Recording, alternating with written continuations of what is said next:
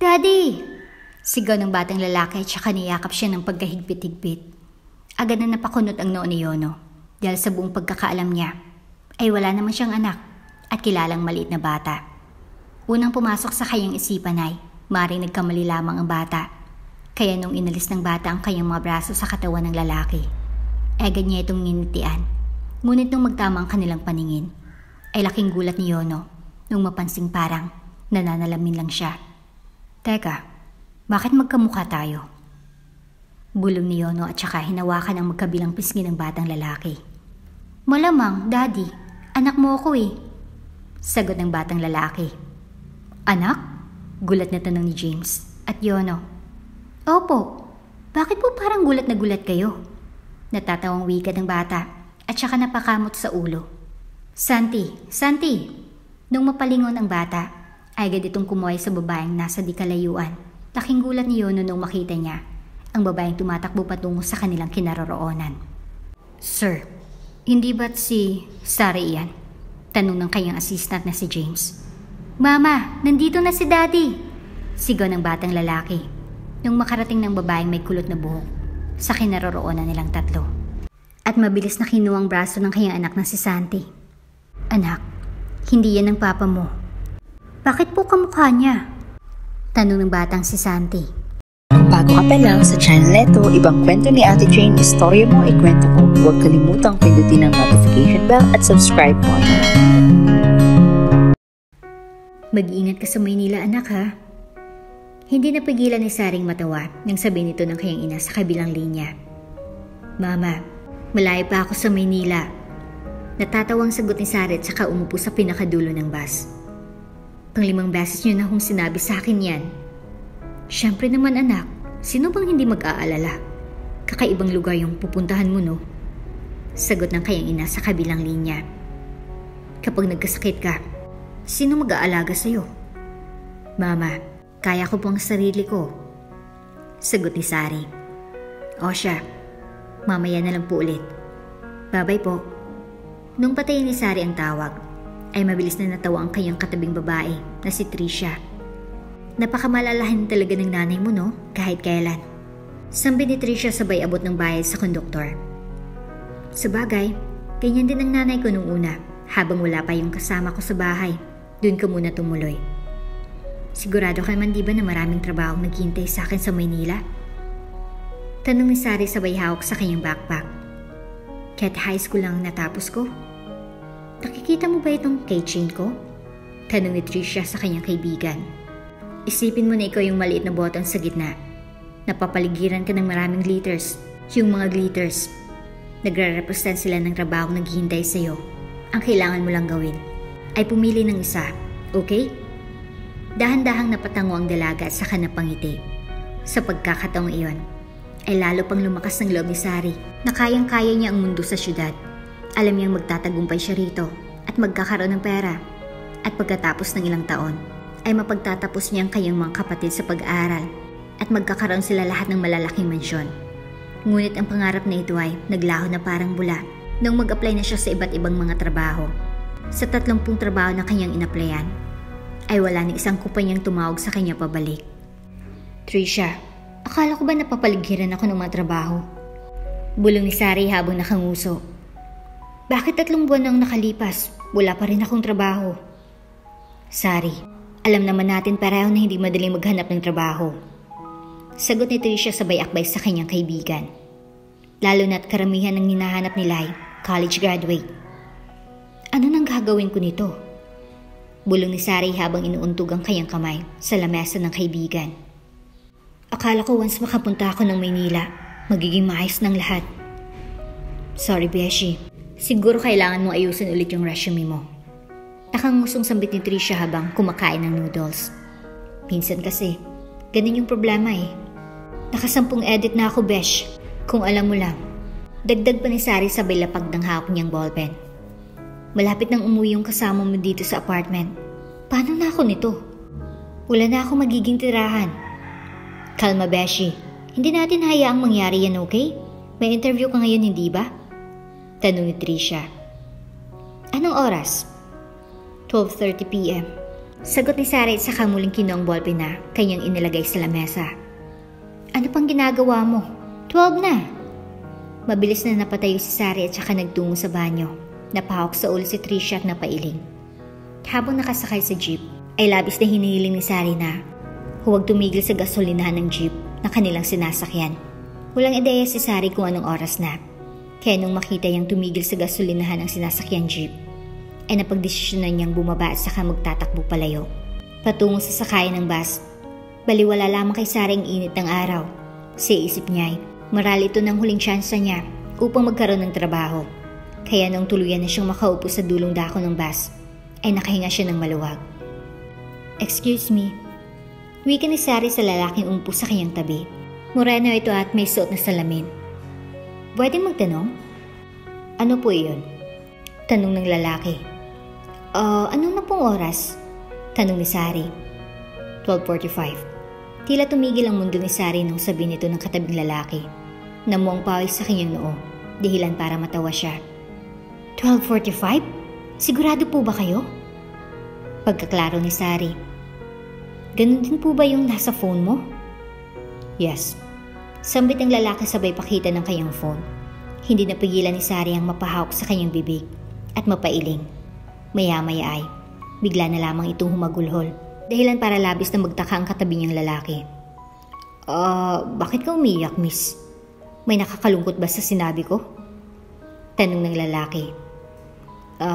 Anong nangyari? Patuloy pa rin sa pag-iyak ang dalaga. At nung unti-unti niya nang nakukuha ang atensyon ng mga tao sa loob ng bus, ay lalo pang nakaramdam ng kaba ang lalaki.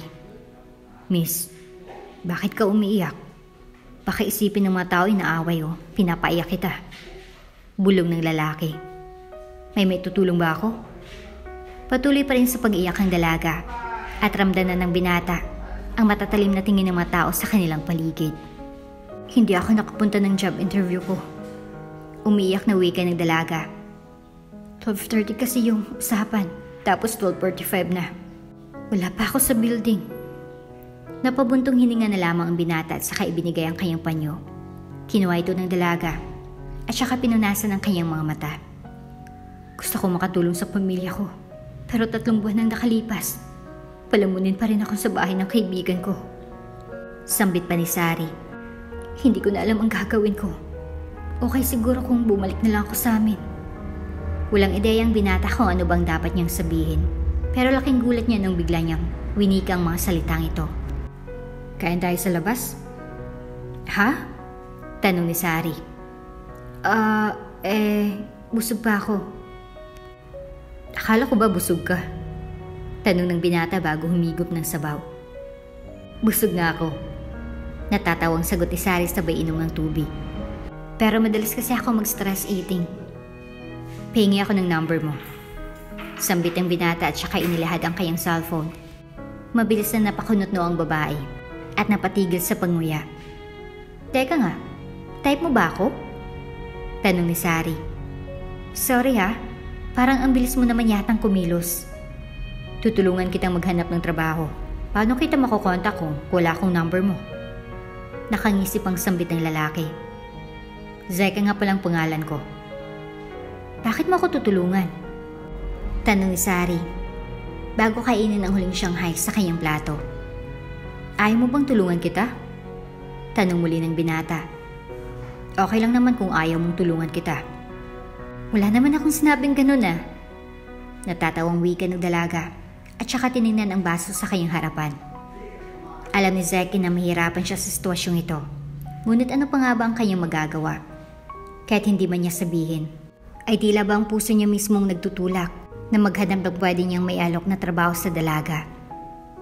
Zeki, pagtaong ng lalaking kasalukuyang nakatingin sa isang libro. Mabilis na nagtungo si Zeki sa kinaroroonan ng kanyang amo at saka tinanggal ang kanyang suot na cap. Bakit sir? Tanong ni Zeki. May problema po ba? Wala naman. In case may kakilala kang naghahanap ng trabaho, i-refer mo itong management natin. Magaling ka naman at pinagkakatiwalaan kita. Kaya alam ko yung i-refer mo sa akin ay maayos at magagaling din. Sakto. Meron po. Si Sari. Masayang wika ni Zeki at saka inilabas ang kanyang cellphone. Mabuti naman. Sabihin mo ko kung anong tingin ng kumpare mo ha. Paalam ng kanyang boss at saka tinapik ang kanyang likod. Labis na nagtaka si Zeki sa sinambit ng kanyang boss. Pero gayon pa man, ay agad niyang in-inform ang kanyang kaibigan.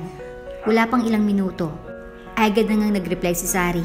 Dahilan para mabilis na magtungo si Zeki sa office ng kanyang amo. Sir, on the way na po si Sari. Masayang sambit ni Zeki. Wow, papunta na agad siya. That's nice. Tumatangong sambit ng kanyang boss at saka naglahad ng isang papel. Itong listahan ng kailangan niyang pagdaanan at ipasa. Mas maikli na nga siya kaysa dati, actually. I see. Ibibigay ko po ito sa kanya kapag dumating na po siya. Nakangising sambit ni Zeki. Paniguradong matutuwa ang babae ngayon. Babae? Unti-unting naglaho ang ngiti ng lalaki. Agad na nagtaka si Zeki nang mawala ang ngiti sa labi ng kanilang boss. Good afternoon po. Bati ni Sari sa lalaking may balbas. Maliit ang dalaga at meron itong nakakasilaw ng ngiti. Dahilan para mapaisip ang kanilang boss kung kakayanin ba nito ang trabaho. Pasensya ka na iha. Pero sa ngayon kasi, ang hinahanap namin ay yung pwedeng mag-deliver. Wala pa kaming opening sa mga trabaho na pang-office. Sambit ng lalaking may balbas at saka inayos ang kanyang cup. Pero pwede ka naman namin i-inform in case na may bakante kami.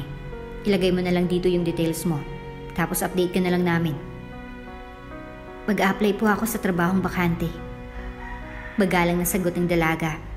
Mabilis na napakamot sa ulo ang boss nila Zeki at saka napabuntong hininga.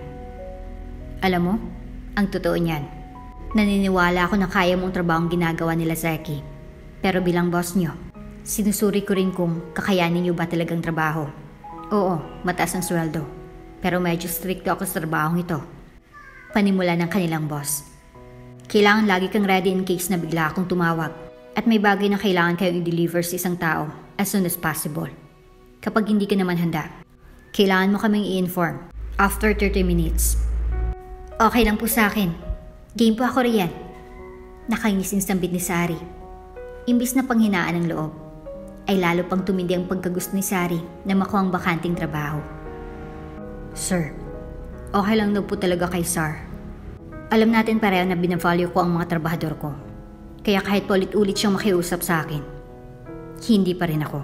Mas inuuna ko ang kaligtasan at kalusugan ninyo. Wika ng kanilang boss at saka nagpatuloy sa paglalakad. Patuloy pa rin sa paghabol si Zeki, dahilan para tumigil na nga sa paglalakad ang kanyang boss. Oo, alam natin pareho na dumadaan muna kayo sa training. At iyon nga ang dahilan kung paano ko nalaman na hindi lahat sa inyo ay fit sa trabahong ito. Iyon nga ang dahilan kung bakit inassign ko ang iba sa mabakanting trabaho, hindi ba? Mabilis na napabuntong hininga sa Zeki at saka napahawak sa kanyang ulo. Bigyan mo lang ng chance si Sari. Bulong ni Zeki. Kailangan niya talaga yung trabahong ito. Nobya mo ba si Sari? At saka, bakit hindi na lang siya mag-apply sa iba? Mukhang maganda at mabait na batang babaeng iyon. Sagot ng kanilang boss. Kaibigan ko lang ho si Sari. At bukod pa roon, ilang beses na siyang nag-apply sa iba't ibang trabaho. At hindi po siya natatawagan pabalik. Nag-aalala po ako sa kanya bilang isang kaibigan. Sambit ni Zeki. At saka isa pa, kung may maitutulong ako, gagawin ko talagang lahat para kahit papaano ay gumanang loob niya. Wala na ngang nagawa pang lalaki kung hindi ang tumango at mapabuntong hininga. Sige, isa sa ilalim ko siya sa isang training. Kapag hindi niya kinaya, hindi ko kasalanan ha. Bagamat may kaba sa pangiti ng binata, ay alam niyang kakayanin ito ng kanyang kaibigan. Tingin mo ba kakayanin mo? Tanong ni Zeki sa kaibigan. Agad na uminom ng juice si Sari bago nagwika. Ako pa ba? Napakayabang naman. Umiiling na sambit ni Zeki at saka umupo sa isang bakanting upuan. Wala naman akong choice. Siyempre, igagrab ko na yung chance na ito, no? Sagot ni Sari. Pero thank you ha. Wala yun.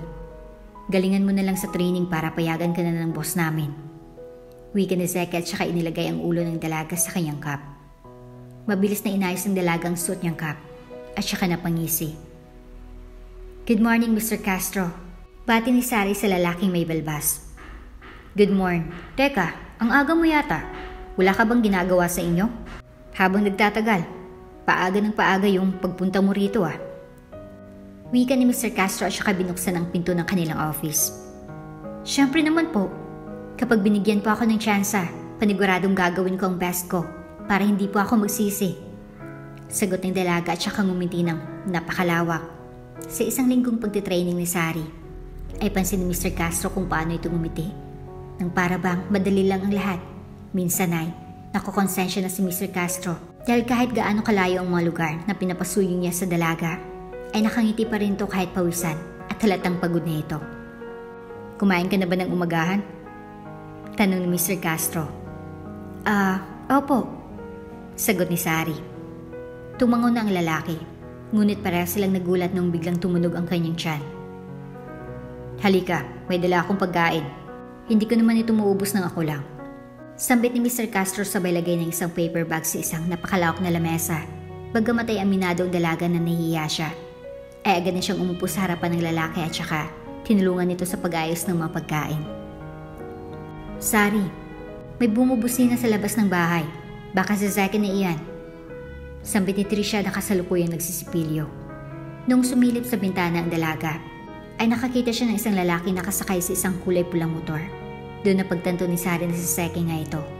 Ito ang dahilan kung bakit madaling kinuha ni Sari ang kanyang bag at saka nagpaalam sa kanyang kaibigan. Alis na ako, Trisha. Bye-bye. Noong paglabas niya ng bahay, ay agad siyang nagtatakbo patungo sa kinaroroonan ng lalaki. Hinubad ng lalaki ang kanyang helmet at saka pinagmasdan ang dalaga habang ito'y tumatakbo papalapit sa kanya. Sari, panimula ni Zaki nung tuluyan ng makarating ang dalaga sa kinaroroonan niya. May kailangan kang malaman. Naglaong ngiti sa labi ni Sari.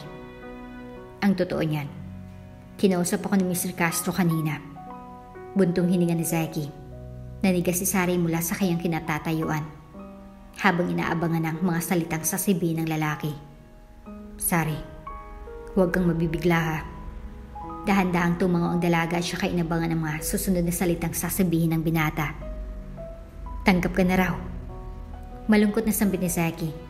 Sa pagkakataong iyon, ay hindi napigilan ng dalagang manlumo. Sabi na nga ba eh. Bulong ni Sari. Maya-maya ay bigla siyang napakunot noo nung muling magtamang kanilang mga paningin. Ay agad siyang nagtatalon sa saya. Sari, tanggap ka na. Masayang sigaw ni Zaki at saka nagsimulang pumalakpak. Hindi napigilan ni Sari ang sarili na yakapin ang lalaki ng paghigpit-higpit dahilan para mapangiti na lamang siya. Ang dami mo namang in-order. Maubos ba natin itong lahat? Tanong ni Sari sa kaibigan habang pinagmamasdan ng lahat ng pagkain na kain sa kanilang lamesa. Thank you, Zaki. Naku, wala iyon.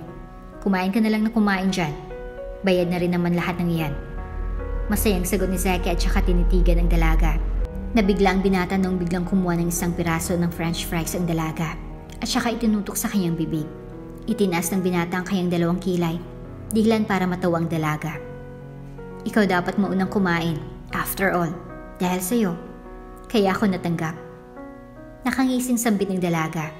Ito ang dahilan kung bakit pinili na lamang ni Zaki ang mapangiti at kainin ang piraso ng french fries na hawak ng dalaga. Noong muling magtama ang kanilang mga paningin, habang umunguya si Zaki, ay hindi napigilan ng dalagang mapangiti. Hindi niya may kakaila na may kagapuan itong taglay, kaya hindi na rin pala isipan kung bakit napakaraming nagkakagusto sa kanya. Zaki, panimula ng dalaga. Sagot ng binata bago uminom ng soft drinks. Thankful ako at nakilala kita. Sambit ni Sari at saka hinawakan ng kamay ng binata. Thank you so much. Ramdam ni Zaki ang pag-akit ng kanyang dugo patungo sa kanyang pisngi. Simula nung araw na iyon, ay napagtanto ni Zaki sa sarili na may lihim siyang pagtingin sa dalaga. Pilit niya lang itong tinatago dahil masaya na siya sa estadong meron sila. At bukod pa roon, ay may nililigawan na siyang ibang babae. Kamustang work mo? Tanong ni Fiona sa lalaki. Iniikot na lamang ni Zaki ang kanyang straw habang pinagmamasa ng mga yellow sa kanyang iced tea. Maayos naman. Ikaw ba? Masaya naman kasi sobrang bait ng manager namin. Tapos alam mo ba? Chinika ng isa kong ka-work. Nalilipat na siya. Siyempre, Nalungkot ako. Sino bang hindi malulungkot, hindi ba? Tugon ni Fiona at saka napabuntong hininga. Alam mo, Zaki, siguro, sa tingin ko mas okay kung maging tayo na. Gulat na wika ni Zaki. Ngumiti ang dalaga at saka hinawakan ang dalawang kamay ng binata. Sinasagot na kita. Mabilis na napangiti ang binata, ngunit hindi niya mawari kung bakit hindi niya magawang maging sobrang saya noong mga oras na iyon. Sila na ng babaeng matagal niya nang nililigawan, ngunit bakit hindi siya masaya?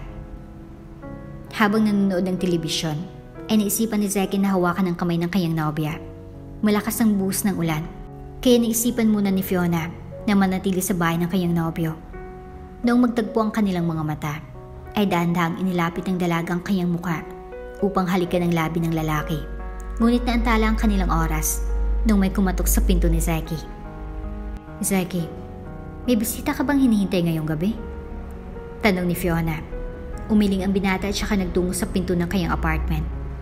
Nung buksan niya ang pinto, ay laking gulat niya nung makita niya si Sari. Dalang napakarami niyang bag. Basta ang buhok nito at mukhang siya ay naulanan. Sino yan, Zaki? Tanong ni Fiona at saka nagtungo rin sa pinto. Noong kanyang makita ang dalaga, ay doon niya napagtanto na marahil ito ang madalas makwento niyang babae. Uy, ikaw ba si Sari? Masayang tanong ni Fiona sa babaeng kaharap. Ngumiti ang dalaga at saka tumango. Anong nangyari? Bakit basang-basa ka ng ulan? Pasok ka. Anong nangyari? Bakit ganyan ang itsura mo? Nag-aalalang tanong ni Zaki sa kaibigan nung matapos ito sa pagligo. Habang pinupunasan ng dalaga ang kanyang buhok, ay hindi niya napigilan ang mapabuntong hininga. Dumating na kasi yung kasama ni Trisha sa apartment. Biglaan. Actually, wala naman akong kakilala na pwedeng mapuntahan ng ganitong oras. Kaya dito na agad ako dumiretso kay Zaki. Sorry pala kung pumunta ako ng ganitong oras. Naabala ko pa kayo. Paliwanag ni Sari. By the way, ano palang pangalan mo? Ako si Fiona, yung girlfriend ni Zaki. Kitang-kita si itsura ni Sari na nagulat siya sa sinagot ng kaharap na babae. Ito ang dahilan kung bakit nagtaka si Fiona sa ipinapakitang itsura ng dalaga. Hindi ba ako nakwento ni Zaki sa iyo? Mabilis na umiling si Sari at saka napatingin kay Zaki. Hindi napigilan ni Fiona mapaisip kung bakit hindi siya nakwento ni Zaki sa kanya. Dahilan, para bigyan niya ng matalim na tingin ng lalaki. May alam ba kayong apartment na pwede kong tuluyan? Tanong ni Sari habang pinupunasan ang kanyang buhok. Fiona, salamat pala dito sa damit na pinahiram mo. Wala iyon. Ikaw pa ba? Sambit ni Fiona at saka napatingin sa kanyang nobyo. May alam ako sa dito ka na lang muna tumuloy. May isa pa namang bakanteng kwarto rito. Pansin ni Fiona ang pagkagulat ni Sari sa sinagot ang kanyang nobyo. Dahilan para mabilis na mapataas ang kanyang kilay. Doon ka na lang tumuloy sa apartment na malapit sa akin.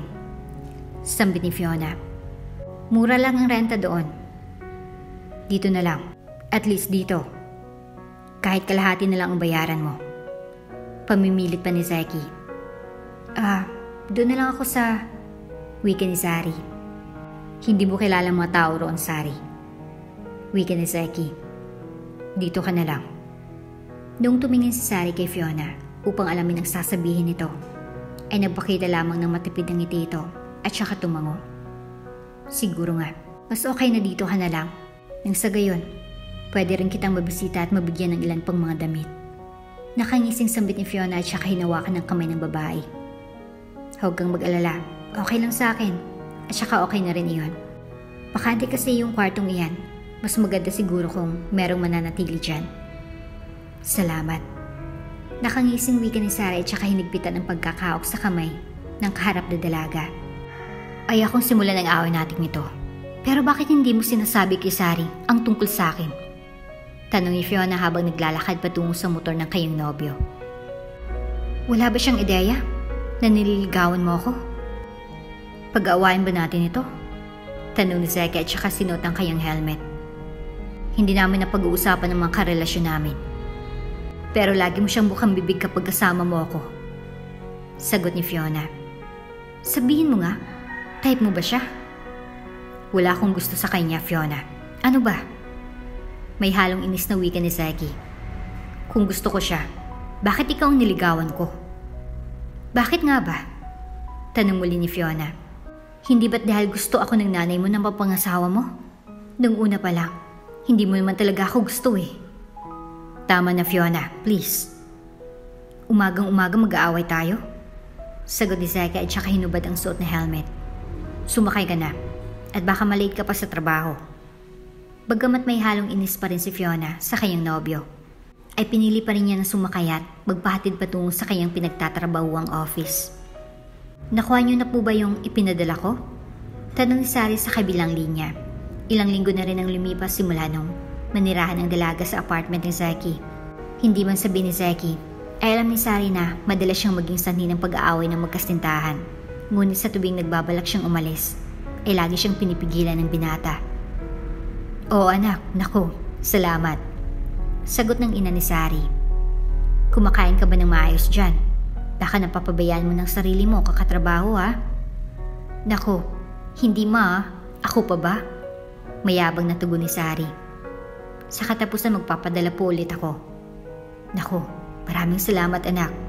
Nagbabalak nga kami magtayo ng malit na tindahan para kahit papaano ay may kinikita tayong pera.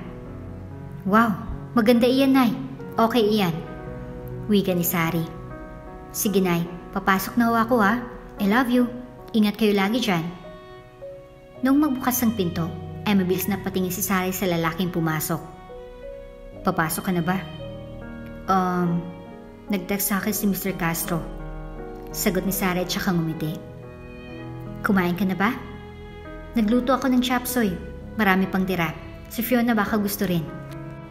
Sige, salamat. Nakangising sambit ni Zeki at saka hinubad ang kanyang sapatos. Simula nung malaman ni Sari na may nobya ng kanyang kaibigan, ay aminado siyang naging malayo ang loob niya rito. Hindi niya kasi maiwasang mainis ang konti dahil hindi man lang sinabi ng kanyang kaibigan na mayroon na pala itong nobya. Muna na ako. Paalam ni Sari sa binata bago kumuha ng payong. Sari? Mabilis na lumingon ang dalaga nung marinig niyang tinawag siya ng lalaki. May problema ba? Anong ibig mong sabihin? Tanong ni Sari. Pansin ko kasi na parang may nag-iba. Sambit ni Zeki at saka napatingin sa sahig. Parang hindi na tayo kasing close ng dati. Bulong ni Sari. Ang totoo niyan, parang pakiramdam ko kasi naglihim ka sa akin. Gulat na tanong Zeki. Hindi mo sinabi sa akin na may nobya ka na pala. Buntong hininga ni Sari. At saka niya ako kay Fiona kasi kahit ako rin naman, magagalit kung hindi ako kinukwento ng boyfriend ko sa kaibigan niyang babae. I'm sorry. Bulong ni Zeki. Alam ko na na-awkward para sa iyo yung sitwasyon. Kaya gusto kong humingi ng tawad. Okay lang. Masayang wika ni Sari bago ikutin ang doorknob.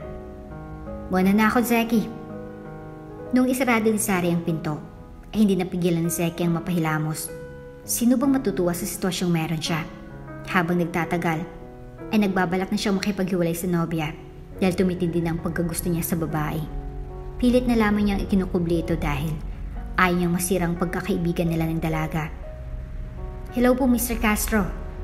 Bati ni Sari sa lalaki may balbas. Saan at kanino ko po ito ipapadala? Kay Yono Santos. Yung address. Naka-indicate sa parcel. Bilisan mo ha. Sabi ng nag-order, urgent daw yung delivery. Wika ng lalaki may balbas at saka itinuro ang box na may transparent na lagayan. Mabilis na napakunot-no si Sari nung makita niyang laman nito. Boss, talaga bang transparent ang lagayan nito? Tanong ni Sari. Bakit ganito? I-deliver mo na lang, ganyan talaga yung lagayan eh. Kinukonsult naman ng seller panigurado yung buyer bago ibigay sa atin. Sagot ni Mr. Castro. Bakit? Ano bang laman? Ipinakita ni Sari ang lagayan, dahilan para mapahagalpak ng tawa ang kanyang boss. Mukhang may reregaluhang nobya si Mr. Santos ah. Umiiling na wika ni Mr. Castro bago tumingin sa kanyang trabahador na si Sari. O siya, mag-iingat ka ha. Paalam ni Mr. Castro. Tumango si Sari at saka nagsimulang maglakad palabas. Nung sumakay siya ng motor, ay agad na nga siyang nagtungo sa address na nakalagay sa parcel. Nung makarating dito, agad niyang kinuha ang parcel. Ngunit dahil ayaw niyang mapahiya ang kanilang customer, ay napagdesisyonan na lamang na dalaga na kunin ito at ilagay sa isang box na dala niya. Sino pong kailangan nila? Tanong ng security guard nung magsimulang maglakad ang dalaga patungo sa napakalaking building. Si Yono Santos po.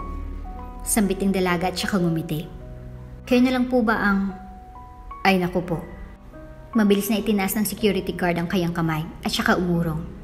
Ayaw po ipagalaw ni Sir Yono yung mga pinapadeliver niya. Kaya mas okay kung kayo na lang po ang maghatid doon mismo. Sambit ng security guard at saka chinek ang ID ng dalaga. Sige po. Nasaan po ba si Sir Yono? Diretso ka lang, tapos pasok ka ng elevator. Sabihin mo sa may 5th floor ka. Mabilis na tumango ang dalaga at saka nagpasalamat. Sinunod niyang sinabi ng security guard. At nang tuluyan nang makapasok ang dalaga sa loob ng elevator, ay agad siyang tinanong ng isang babae. Saan po kayo? Kay Sir Yono po, sa may 5th floor po. Magalang na sagot ni Sari. Ay miss, 4th floor siya ngayon. May event kasi ngayon with some of his clients. Sagot ng dalaga. Sa 4th floor ko na lang po kayo dadalhin, okay po ba?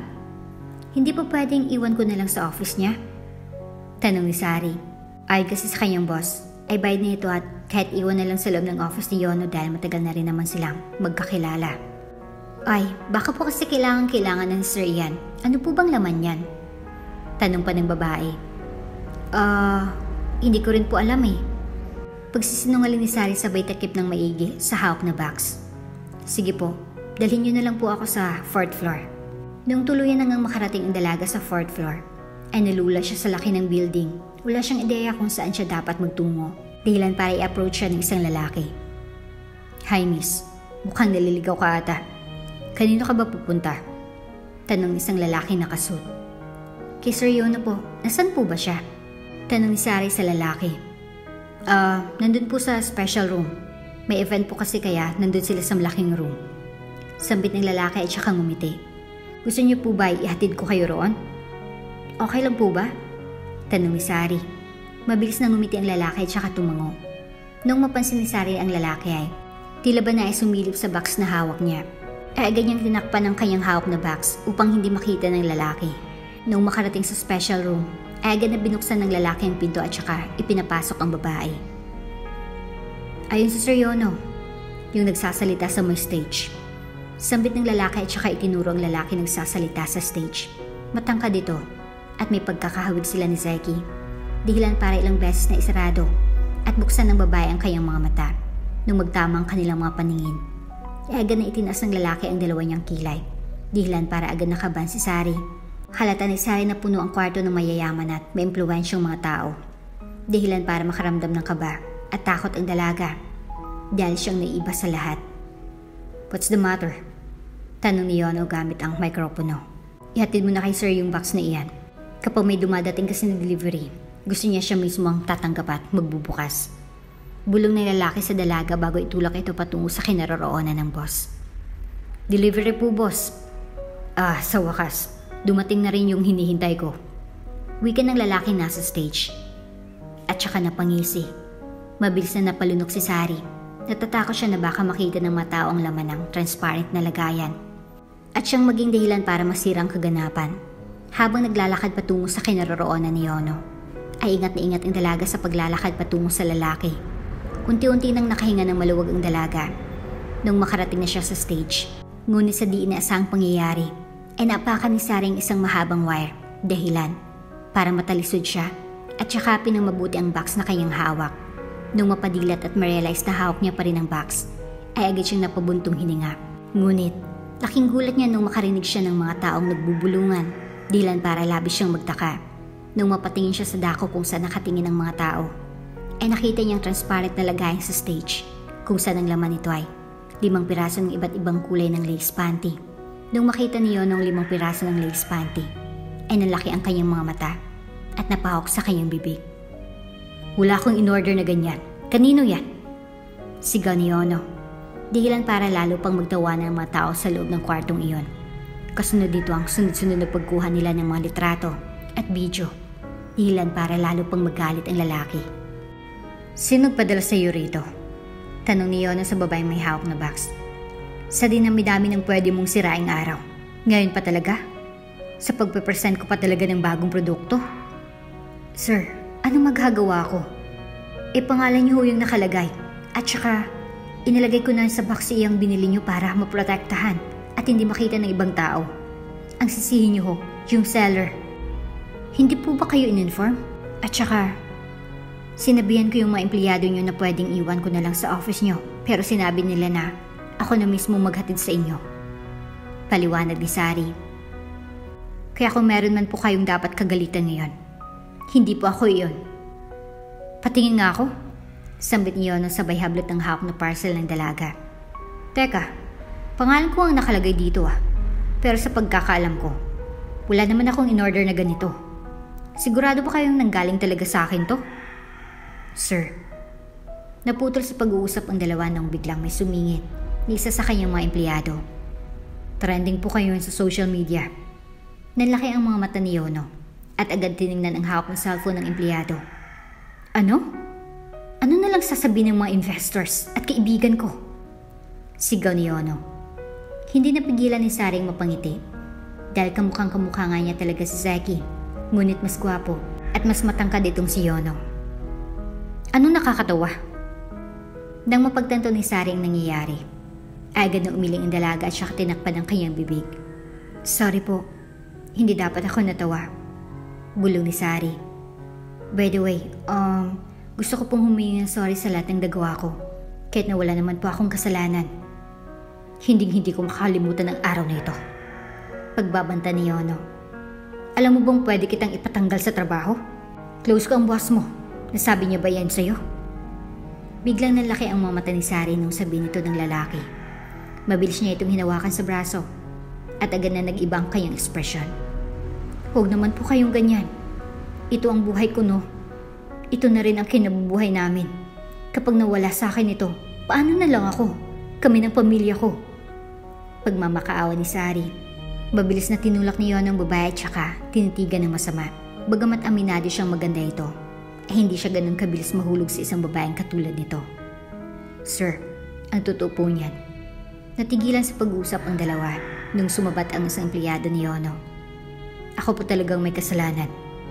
Mabilis na hinablot niyo ng kwelyo ng kanyang empleyado at saka walang pag-alinlangan itong sinuntok.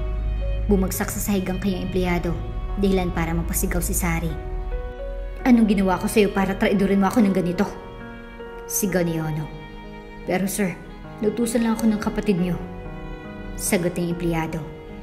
Mahal ho namin ang isa't isa at handa akong gawin lahat para sa kanya. Kaya sinabi niya sa akin na umorder ako ng gagamitin niyang panty gamit yung account details niyo. Ano? Gulat na tanong ni Yono. Pinatulan ka ng kapatid kong si Yona? Opo. Hindi naman namin inakala na hantong sa ganitong lahat. Kaya pasensya na po talaga, sir. Buntong hininga pa ng lalaki bago tumayo. Sana mapatawad niyo ho kami. Halata sa mukha ni Yono na diring-diri siya sa mga isinisiwalat ng kaharap na lalaki. Pero nung makita niya si Sari, ay biglang nag-ibang ekspresyon niya.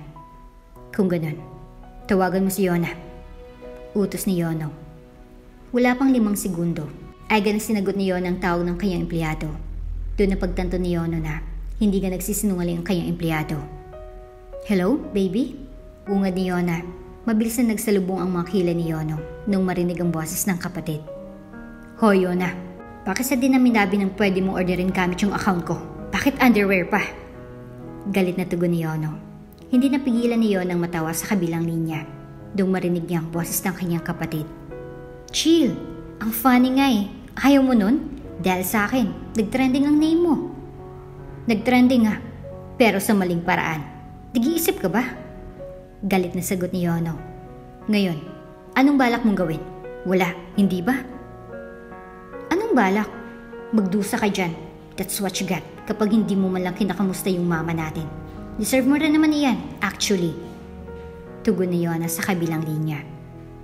Pinahiya mo ako sa harap ng mga business partners, investors, at mga kaibigan ko, Yona. Baka nakakalimutan mo, ako nagpapaaral sa'yo at ako nagbibigay ng trabaho sa boyfriend mo. Sagot ni Yona sabay tingin sa katabi niyang lalaki. Also, you can do so much better. Bakit ka nagsettle sa katulad nitong empleyado ko? Because he's nice, family-oriented, guwapo, matalino, and gentleman. Kabaliktaran mo. Matalino naman ako ah. Kung hindi ako matalino, hindi ko mapapalago ang business natin. Tandaan mo yan. Sa sobrang galit ni Yono, ay kulang na lang umusok ang kanyang ilong at tenga. Bye na. Wala naman ako mapapala sa'yo. Paalam ni Yono at saka pinatay ang tawag. Mabilis siyang binigay sa kanyang empleyadong cellphone nito. At saka mabilis na napatingin sa babaeng may hawak na parcel. Pansin niyang charming pala talaga ito sa malapitan. Dahilan para maglakad siya patungo rito. Iniisip niya kung paano niya magagamit ang dalaga sa kanyang advantage. Muna na ho ako. Hinahanap na ako ng boss ko. Paalam ni Sarah at saka tumalikod na. Nung makita ni Yono ang kanyang fiancé na naglalakad patungo sa kanilang kinaroroonan, ay mabilis niyang hinatak ang dalaga papalapit sa kanya. Ngunit sa hindi inaasahan, ay napakalakas ng paghatak niya sa dalaga. Dahilan para maaksidente niyang mahalikan ang noon nito na biglang lahat ng taong naroon. Pati na rin ang fiancé ni Yono. Nagtagal yan ng ilang segundo, dahilan para mapaisip ang mga tao sa kanilang paligid na marahil may namamagitan sa dalawa. Naisa nang humiwalay ni Sari, ngunit hindi niya mawari kung bakit kumalma ang kanyang isipan at pakiramdam nung dumampi ang labi ng lalaki sa kanyang noo. Bukod pa rito, ay nakaramdam din siya ng takot na baka matanggal siya sa trabaho kapag gumawa siya ng bagay na hindi magugustuhan ng binata. Nung makita ni Ashley ang kaganapan, ay nagmamadali itong tumakbo palayo. Pati na rin ang mga empleyado ni Yono ay hindi makapaniwala sa nangyayari. Matapos ang ilang segundo, ay agad na hinatak ng binatang babae palayo sa backstage. Nung makarating na sila sa office ng lalaki, ay agad na nilak ng lalaki ang pinto. Bakit? Bakit mo hinalikan yung noo ko? Tanong ni Sari sabay lunok. Ano bang nangyayari? Ano bang balak mong gawin? Total pinahiya mo na rin naman ako. E di sagarin na natin. Sabit ng lalaki at saka umupo sa kanyang sofa. Magpanggap ka bilang secret girlfriend ko. Ha? Gulat na sigaw ni Sari. Nasisiraan ka na po ba ng bait? Bakit ako? Para pumbawi sa pamamahiyang ginawa mo sa akin. Sambit ng lalaki at saka napahok sa kanyang baba. Teka, mas okay siguro kung magpanggap ka na lang na asawa ko. Mas madali yun, hindi ba? Lalong lalaki ang mga mata ni Sari nang sambitin niya ito. Huwag kang mag-alala. Babayaran naman kita eh. Wika pa ni Yono at saka ipinagbuhol ang kanyang dalawang braso. Hindi mo na rin kailangan pang magtrabaho. Kailangan mo lang maging asawa ko at buwan-buwan may sahod ka na. Easy money, hindi ba? Bakit niyo pa po kailangan magpanggap? Pwede naman kayong makahanap ng babaeng mayaman na tututuhanin yung pagiging asawa niyo. Tanong ni Sari. Sa ibang araw ko na ipapaliwanag. Sambit ni Yono at saka inilahad ang kanyang phone. Ilagay mong details mo, social media account, number, and address. Pero hindi pa po ako nagsasabi ng sagot ko sa tanong ninyo. Nakakunot noong tugon ni Sari. O sige, ano bang sagot mo? Tanong ni Yono at saka sumadal sa isang dingding. Inaasahan ni Yono na hindi ang dalaga. Pero laking gulat niya noong bumiti ito at nagpakita ng thumbs up. Game na game po ako. Masiglang sambit ng dalaga. Sari, ano itong kumakalat na picture at video kung saan nadapa ka sa stage? Tanong ni Mr. Castro sa dalagang kakapasok lang ng kanyang office. Anong nangyari? Okay ka lang ba? Anong sinabi sa iyo ni Yono? Naresolba daw ang kaso, pero ewan ko lang kung anong balak nila. Sagot ni Sari at saka inilagay ang helmet sa isang lamesa. Mabilis na lumapit si Mr. Castro. At saka umupo malapit sa kung saan nakaupo ang dalaga. So, sino ba talagang umorder ng panty? Tanong ni Mr. Castro. Agad na natawa si Sari sa ginawa ng kayong boss.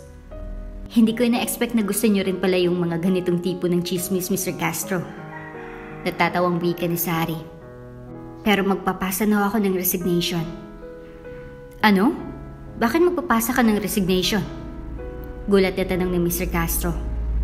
Kung tungkol ito sa nag-viral ng mga litrato at video, pwede pa naman natin itong pag-usapan.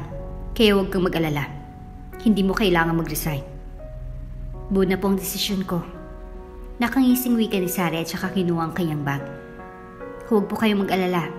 Alam ko po sa sarili ko na wala akong kasalanan. Kaya malinis po ang konsensya ko. Pero bakit biglaan? Malungkot na bulong ni Mr. Castro. Para na rin kitang anak. Sino bang matutuwa kapag nalamang aalis ng anak nila? Mr. Castro, Secret lang natin ito Panimula ni Sari. Agad na nanliit ang mga mata ni Mr. Castro. Dahilan para agad niyang isarado ang pinto ng kanyang office at isarado ang bintana. Ano ba iyon? Anong nangyayari? Tanong ni Mr. Castro bago umupo sa isang swivel chair. Nag-alok ng trabaho sa akin si Mr. Yono dahil sa nangyari. Bulong ni Sari. Agad na nanlaki ang mga mata ng matanda dahil sa isinawalat ng dalaga. Kung napahiya mo siya dahil sa nangyari, bakit ka pa niya bibigyan ng trabaho? Tanong ni Mr. Castro. Bilang asawa niya, pahabol ni Sari. Ano? May hindi ba ako maintindihan?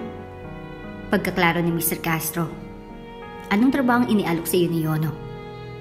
Maging asawa niya. Bulong ni Sari. Ano? Bakit? Tanong ni Mr. Castro.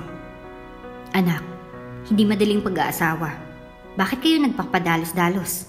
At saka may fiancé na siya. Fiancé? Tagtatakang tanong ni Sari. Hindi niya po nabanggit sa akin na may fiancé siya.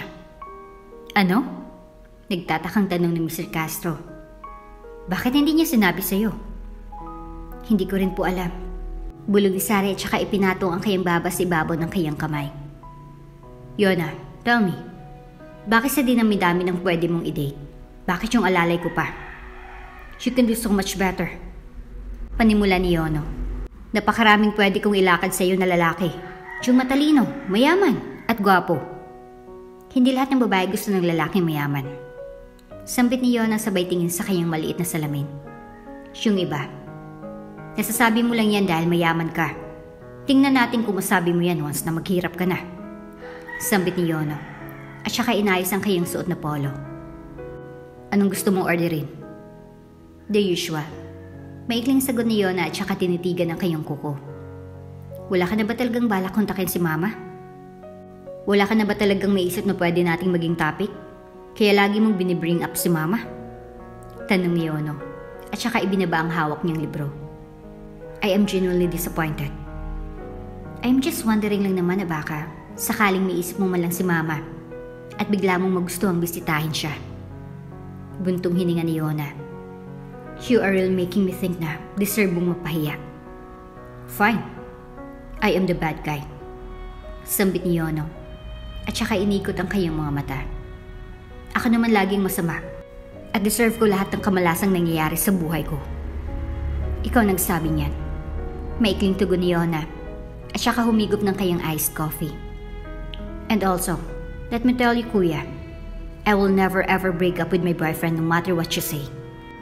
Fine, as if naman may magagawa pa ako. Nagawa mo na nga siyang gamitin para ipahiya ako, hindi ba? Sagot naman ni Yono. Alam niyo, magsama-sama na lang kayong lahat. Magkita-kita na lang tayo sa impyerno. I am a good girl, no? Hindi ako mapupunta sa impyerno. Asa ni Yona sa kanyang kapatid. I follow orders and rules, unlike you. Hindi mo malang ba inisip kung anong maaring maramdaman ni Ashley once na makita niya yung nangyari kahapon? Really? You kissed the forehead of that girl? Anong trip mo?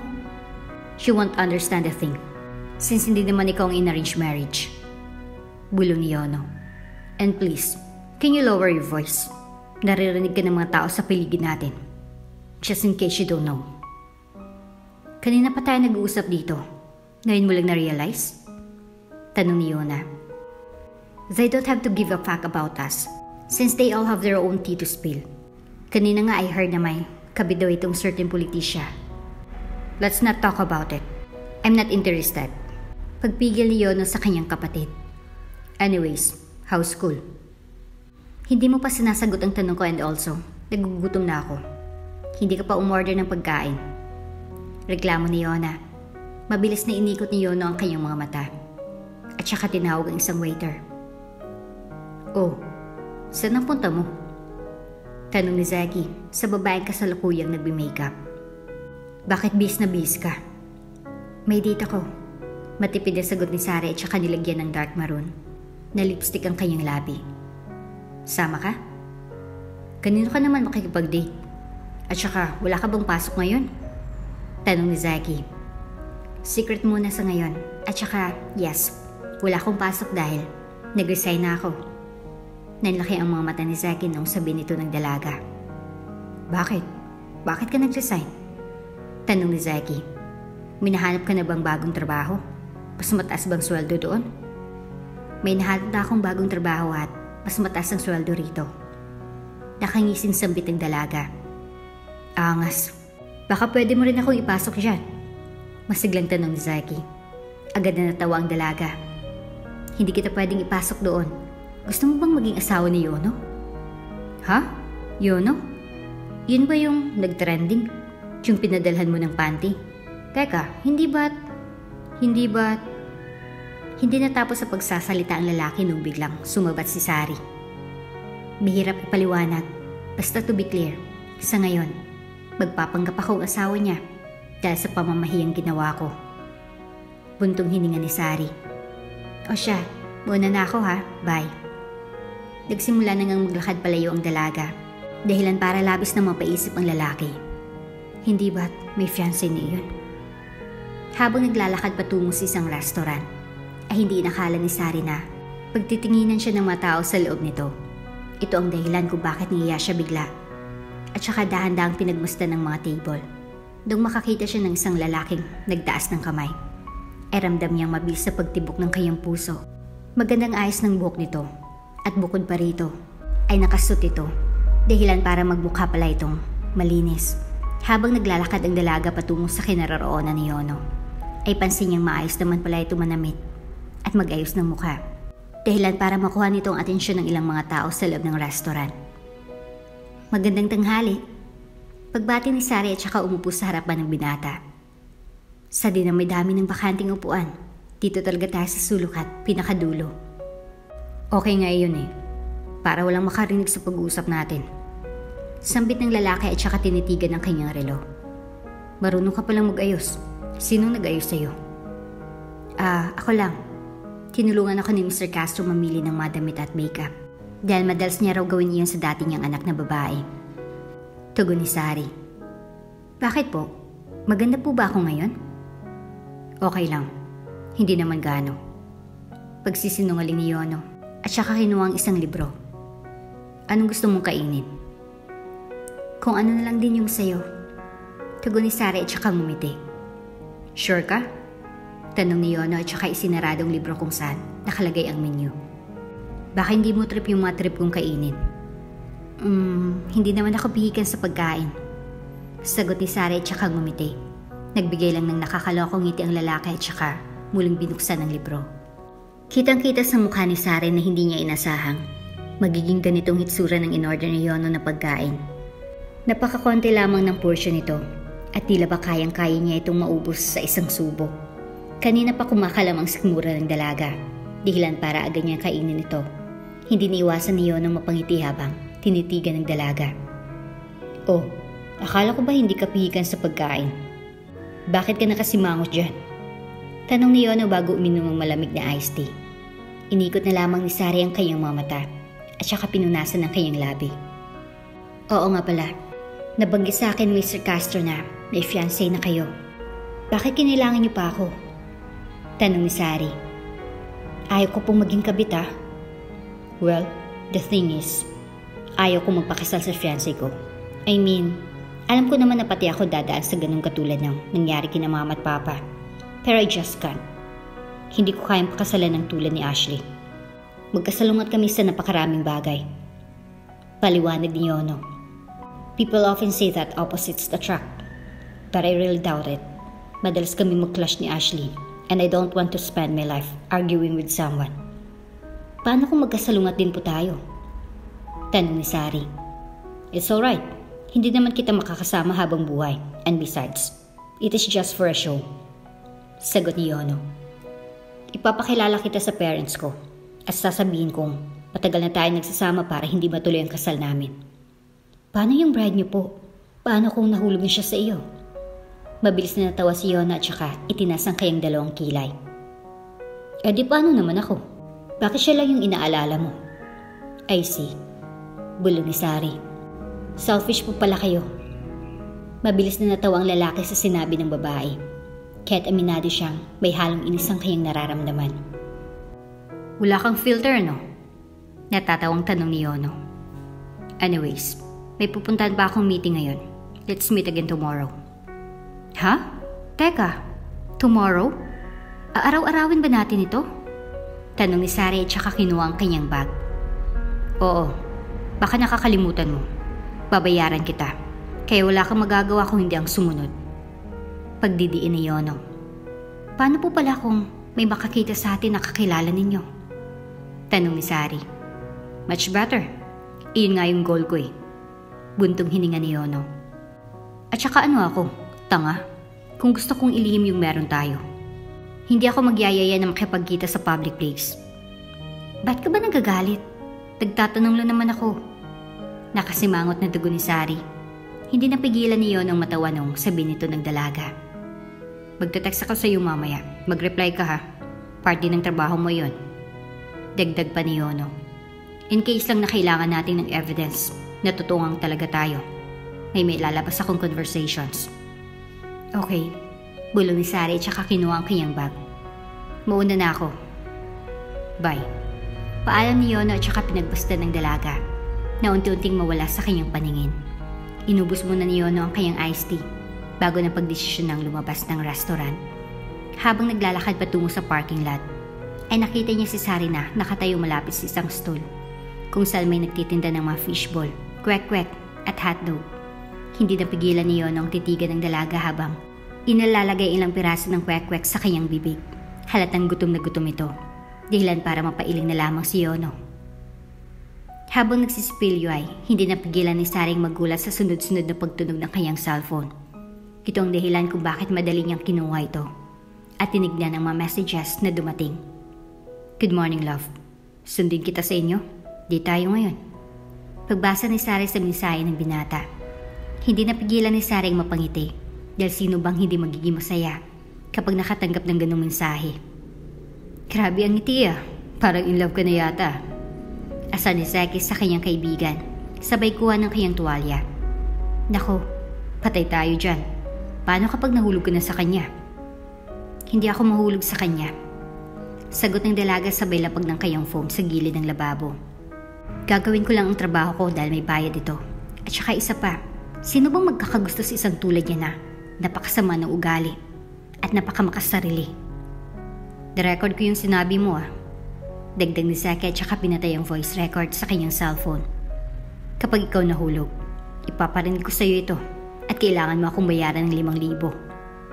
Sige, ako pa talagang hinamon mo ha? Natatawang tanong ni Sari at saka nagsimulang maghilamos ng mukha. Alam mo, magkamukha nga kayo ni Yono, kaya minsan, hindi ko mapigilang matawa kapag nagagalit siya dahil magkamukha kayo. Nakaramdam ng kapanatagan sa Seki nung sabi nito ng dalaga, pero hindi niya mawari kung bakit nakakaramdam siya ng takot na baka mahulog ang loob ng dalaga sa lalaki. Pero halimbawa, paano kung mahulog ka sa kanya? Anong gagawin mo? Pag-iiba ng paksa ni Seki. Wala akong gagawin dahil in the first place, hindi ako mahulog sa kanya, okay? Pagdidiin ni Sari, nagpakita lamang ng isang matamis na ngiti si Seki at saka napabuntong hininga. Wala naman siyang karapatang magsalos o mag-alala, pero hindi niya maintindihan kung bakit ganito ang kanyang nararamdaman. Hello? Nasaan ka na? Tanong ni Sari habang nakatayo sa isang silungan. Papunta ka na ba? Tingin ka sa likod mo. Sagot ng lalaki sa kabilang linya. Nung mapalingon si Sari, ay hindi niya niwasang matawa dahil ang tanging nakita niya lang ay ang mga bato-bato. Baliw! Nung lumingo, ay kabayo! Saan ka nang galing? Halos matapon ni Sari ang hawak niyang cellphone dahil biglang sumulpot sa kanyang harapan ng lalaki. May hawak itong plastic cup kung saan mayroong laman na kikiam, kwek-kwek at fishball. Tara, yaya ng lalaki sabay hatak sa kamay ng dalaga. Saan tayo pupunta? Tanong ng dalaga. Magde-date tayo. Tugon ng lalaki habang tumatakbo. Bakit pa kailangan nating tumakbo? Pwede namang tayo mag-jeep kung malayo pa yung pupuntahan natin. Sagot naman ng dalaga. Malapit lang naman dito yung pupuntahan natin. Don't worry. Sambit ni Yono. Matapos ang ilang minuto, ay nakarating na sila sa isang lugar kung saan ay napakaraming mga stools. Laking pagtataka ni Sari dahil wala ni isang bumibili sa mga ito. Tarantahan ko para sa isang buong araw ang lugar na ito. Wika ni Yono. Para wala tayong makasabay na ibang mga tao sa pagbili natin ng mga pagkain. Akala ko ba'y ayos lang sa iyo na makita tayo ng ibang mga tao? Tanong ni Sari. Bakit kinakailangan mo pang rentahan ng buong lugar? Oo, okay lang sa akin na makita tayo ng ibang tao. Pero hindi okay sa akin na maghintay tayo ng matagal para makabili ng gusto natin. Tugon ni Yono at saka hinawakan ng kamay ng babae. Kitang-kitang pagkagulat sa ekspresyon ng dalaga. Dahilan para lumawak ang ngiti ng binata. Gusto mo ba nito? Tanong ni Yono sabay turo sa bilihin ng cheese sticks. Mabilis na tumango ang dalaga at saka uminom sa hawak niyang plastic ng gulaman. Gusto mo ba ng fries? Anong flavor ang gusto mo? Tanong ni Sari nung mapatingin siya sa katabing stool ng bilihan ng cheese sticks. Sour cream. Matipid na sagot ni Yono at saka pinagmasdan ng dalaga na magtungo sa kabilang stall. Hello, Miss Beautiful. Anong sa iyo? Tanong ng lalaki mukhang kaidaran lang din ni Sari. Hello po. Bibili po ako ng dalawang tig 45 pesos na french fries. Sour cream po yung isa, tapos cheese naman yung isa. Tugon ni Sari at saka ngumiti at naglabas ng wallet. Ay, Miss Beautiful, hindi mo na kailangan magbayad. Ibabawas na lang sa card ng isang mayamang negosyante yung magagastos mo ngayon. Nakangising wika ng lalaki. Pero kung gusto mong bigyan ako ng tip, number mo na lang ibigay mo. Pahabol ng lalaki at saka kumindat. Nabigla si Sari sa sinambit ng lalaki. Pero dahil hindi niya mawari kung anong dapat niyang sabihin, ay ngumiti na lamang siya. Nung marinig niyo ng usapan ng dalawa, agad niyang ipinatong ang kanyang braso sa dalaga at saka tinitigan ang kaharap na lalaki. Excuse me, bakit hinihingi mong number ng asawa ko? Halata ni Sari na may halong galit at inis sa boses ng lalaki, dahilan para mapalunok siya sa kaba. I'm sorry po. Hindi ko po alam na asawa niyo pala siya. Akala ko siya po yung kapatid niyo dahil mukha po siyang bata sa inyo. Paghingi ng paumanhin ng lalaki nagtitinda ng fries. Sinasabi mo bang mukha ako matanda? Tugon naman ni Yono at saka inilagay ang kanyang kamay sa baywang niya. Nako, hindi po. Sinasabi ko lang po na mukhang bata si ma'am. Paghingi muli ng tawad ng lalaki. Sorry po kung na-offend po kayo. Well, the damage has been done. Ano pa bang magagawa mo? Pagsusungit pa ni Yono. Habang naglalakad, ay ramdam ni Sari na galit ang binatang katabi niya. Dahilan para mapagdesisyonan niyang ilahad ang kanyang kamay sa kung saan ay hawak niyang cheese-flavored na fries. Sinamaan muna niya ng tingin ang lalaki bago kumuha ng isang piraso ng fries mula sa hawak nitong paper bag. Ang pangit ng lasa ng fries. Reklamo ni Yono. Hindi napigilan ni Sari ang matawa dahil sa sinabi ng lalaki. Dahil taliwas ito sa kanyang opinyon. Anong nakakatawa? Tanong ni Yono sa dalaga at saka ipinagpatuloy ang pag-inom ng gulaman sa isang plastic. Wala naman. Nasarapan nga ako sa fries eh. Masayang sambit ni Sari at saka kumuha ng piraso ng fries mula sa kanyang hawak na paper bag. Crispy tapos malasa pa. Sa susunod nga, dito ka lang sa tabi ko kapag bumibili tayo ng pagkain. Reklamo ni Yono. Nagsiselos ka ba? Bulong ni Sari. Bakit ako magsiselos? Tanong ni Yono. Hindi ako nagsiselos no. Sino ba ako para magselos? Ano yung ginagawa mo? Tanong ni Sari. Hindi ka nagsiselos sa lagay na iyan? Inikot na lamang ni Yono ang kanyang mga mata at saka nagsimula ng maglakad palayo. Agad siyang hinabol ng dalaga habang tumatawa. Ate, salamat po sa pinadala mo noong nakaraan. Pakasama na po ako sa tour. Masayang sambit ng kapatid ni Sari sa kabilang linya. May plus po daw sa grades ang pagsama, kaya na-excite na po ako. Hindi naiwasan ni Sari ang mapangiti habang pinapakinggan ng kanyang kapatid. Isang taon na rin nakalipas simula nung magpanggap ang dalaga bilang asawa ni Yono. Buwan-buwan ay nakakatanggap siya ng 100,000. Kaya hindi na rin siya luwi kahit wala siyang trabaho. Habang nagtatagal, ay natabunan na ang kumalat na kahiyang mga litrato at video ni Yono. Dahilan para maging maayos ng takbo ng negosyo ng binata. Mabuti naman kung ganon. Sagot ni Sari habang naglalagay ng sunscreen sa mukha. Nakabili ka na ba ng babaunin mo? Mamaya po kami bibili nila mama. Masayang sambit ng kapatid ni Sari sa kabilang linya. Ate? gusto po pala kayong makausap ni Mama. Ibibigay ko po sa kanya yung cellphone. Sige, okay. Sagot ni Sari at saka nagsimulang ayusin ang kanyang buhok. Nak, panimula ng kanyang ina sa kabilang linya. Busy ka ba? Okay lang ba kung makausap kita ngayon? Hindi pa ako busy, Nay. Bakit po? Tanong ni Sari habang nilalagyan ng ipit ang kanyang buhok. Nak, huwag ka sana ma-offense itatanong ko. Pero, bakit tila yata ang laki na ng pinapadala mo sa amin buwan-buwan? Ano bang trabaho mo at ganito kalaki ang natatanggap namin? Natigilan sa pag-aayos si Sari at saka napakagat sa kanyang labi. Ano kasi, Nay? Buntong hininga ni Sari. Mahirap ipaliwanag. Pero huwag kayong mag-alala. Hindi naman illegal itong trabaho ko.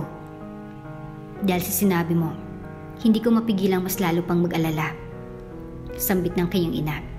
Anak, sagutin mo ang tanong ko. Anong trabaho mo?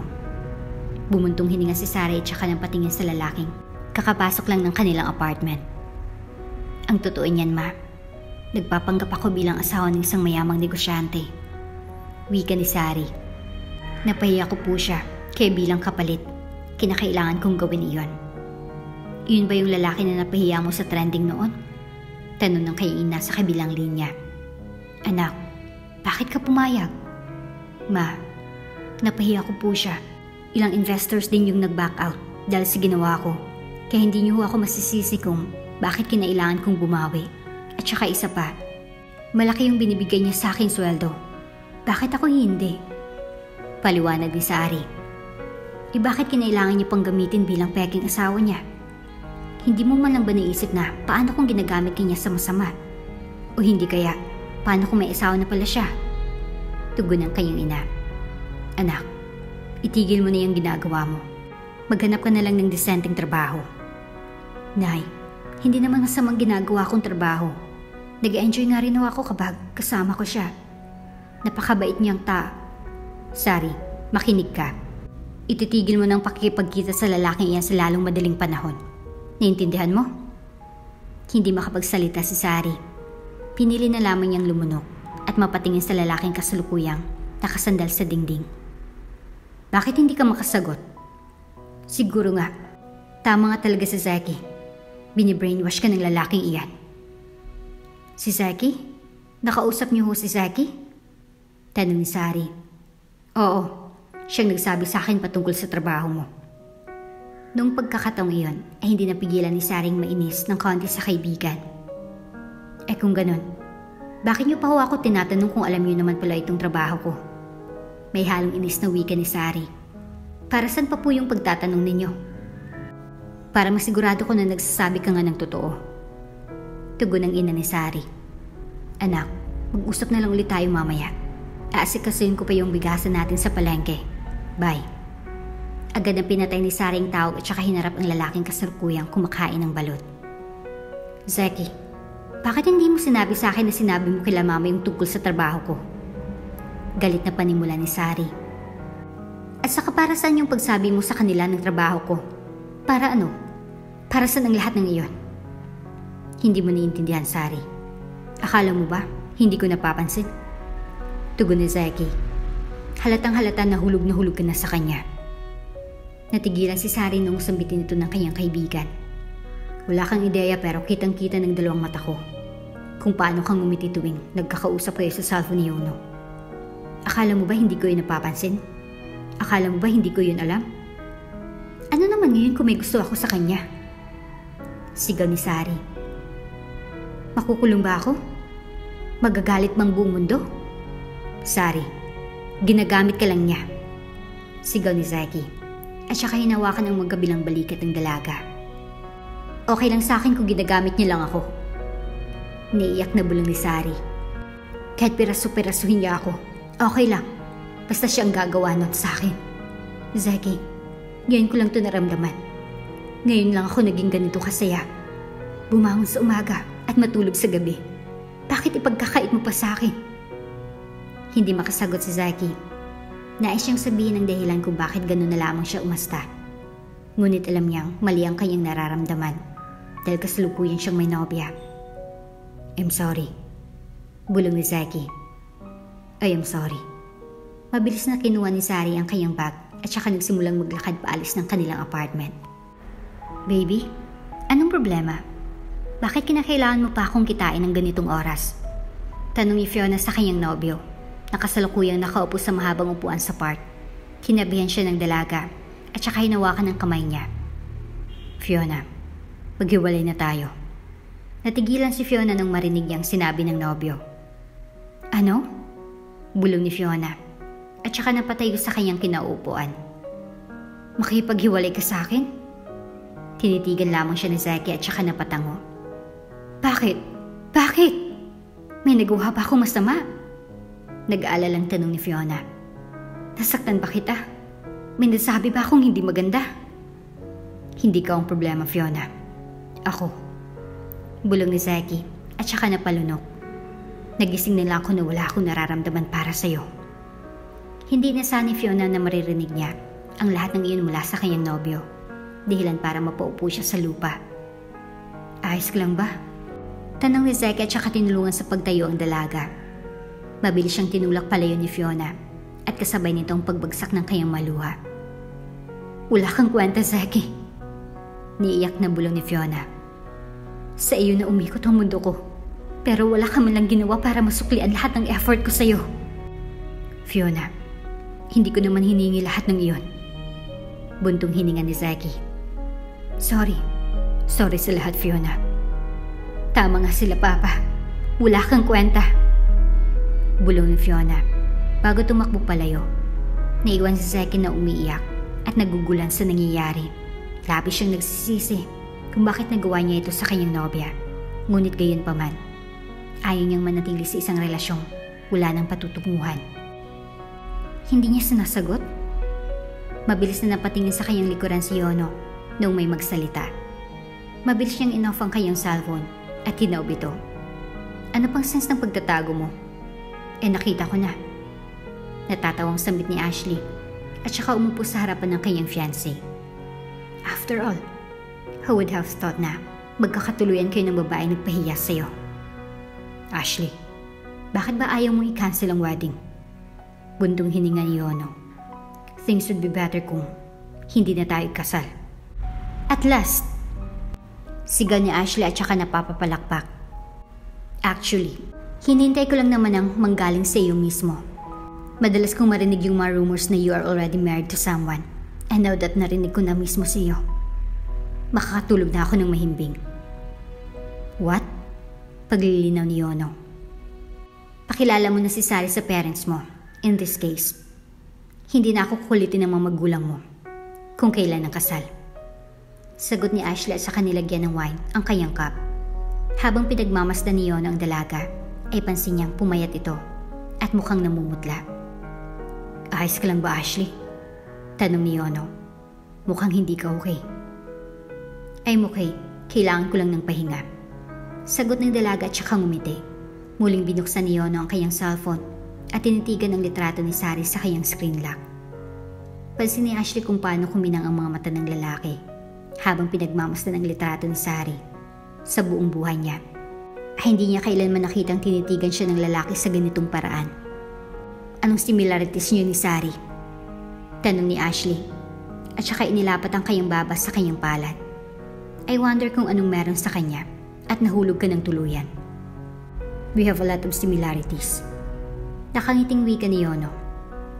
We like horror movies. We don't like mint-flavored ice cream. We like making pooms. We like warm baths and showers. We don't like... Okay, stop. Pagpigil ni Ashley sa lalaki. Baka abutin tayo ng 12:00, kakakwento mo. Hindi napigilan ni Yonong matawa nung sabi nito ng dalaga. I mean, halos araw-araw kami magkasama for like a year. So imposibleng hindi namin makabisadong isa't isa. Tugon ni Yono. How's Ann? Ayun, okay naman yung sister ko. I heard she's dating James. Mabilis na napakunot ang noo ni Yono noong mga oras na iyon. Wow, matinig talaga yung mga nagtatrabaho sa akin. Yung isa, dinidate yung kapatid ko. Well, the other one, si Ann. Umiiling na sambit ni Yono. Kanino pa ba sila magbumana? Sa'yo lang din naman. Sagot ni Ashley at saka uminom ng wine. Bakit hindi mo sinasagot ang tawag ko? Nakangusong tanong ni Yono kay Sari at saka agad itong niyakap. Miss na kita. Sira, isang araw lang naman tayo hindi nagkita. Bulong ni Sari at saka niyakap din pabalik ang lalaki. Doon ka na matulog sa kondo ko. Bulong ni Yono. At saka sinuklayan ang buhok ng dalaga. Akala ng dalaga ay lasing na ang lalaki. Dahilan para matawa na lamang siya. Nanlaki ang mga mata ni Sari noong biglang inilapit ng lalaki ang kanyang mukha sa kanya. Bibigyan din kita ng free massage. Bulong pa nito. Biglang tumas ang balahibo ng dalaga. Dahilan para mautal na lamang siya. Anong pinagsasabi mo dyan? Ang sumunod na pangyayari ay nakita na lamang ni Sari ang sarili na sumasayaw sa wala sa tonong pagkanta ni Yono. Pareho na silang lasing. Ngunit tila ba may ideya pa rin sila sa kung anong kanilang ginagawa.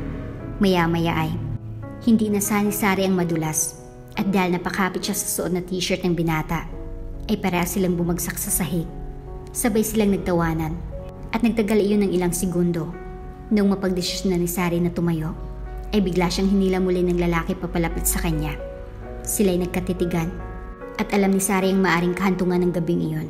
Katulad ng kanyang inasahan ay binuhat siya ng lalaki patungo sa kanyang kwarto at pinainit nilang napakalamig na gabi.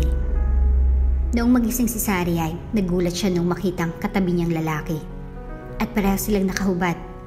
Natakot si Sari na bakay isipin ng lalaki na kinuha niya ang tsansa na makatabi ito sa kama dahil lasing na ito. Ito ang dahilan kung bakit agad nabubangon si Sari. Ngunit bigla siyang hinila pabalik ni Yono. Saan ka pupunta? Bulong ni Yono. At niyakap muli ang dalaga. Sorry, Yono. Sorry sa nangya. Mabilis na napatigil sa pagsasalita si Sari nung patahimikin siya ng binata gamit ang kanyang labi. Matapos ang ilang segundo ay humiwalay ng lalaki. Bakit ka nagsasorry? Isa nga yun sa pinakamagandang gabi ng buhay ko. Hindi napigilan ni Saring mapangiti noong sabi nito ng binata. Ipapakilala na kita kila mama at papa.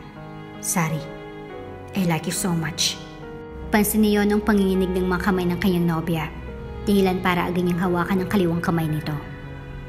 Magiging maayos din ang lahat. Bulong ni Yono. Paano kung hindi nila ako matanggap? Pag-aalala ni Sari. Binigyan ni Yono ng matipid ng ngiti ang dalaga at saka nito hinalikan ang likod ng kanyang kamay. Napatigil ang dalawa nung bigla may pumasok na dalawang matandang individual. Nagpakita ng isang kinakabang ngiti si Sari. Ma, this is Sari, my secret wife. Kitang-kitang pagkagulat sa hitsura ng matandang mag-asawa. I am sorry at ngayon ko lang sinabi. I see. Nakangiting sambit ng matandang babae habang tumatango.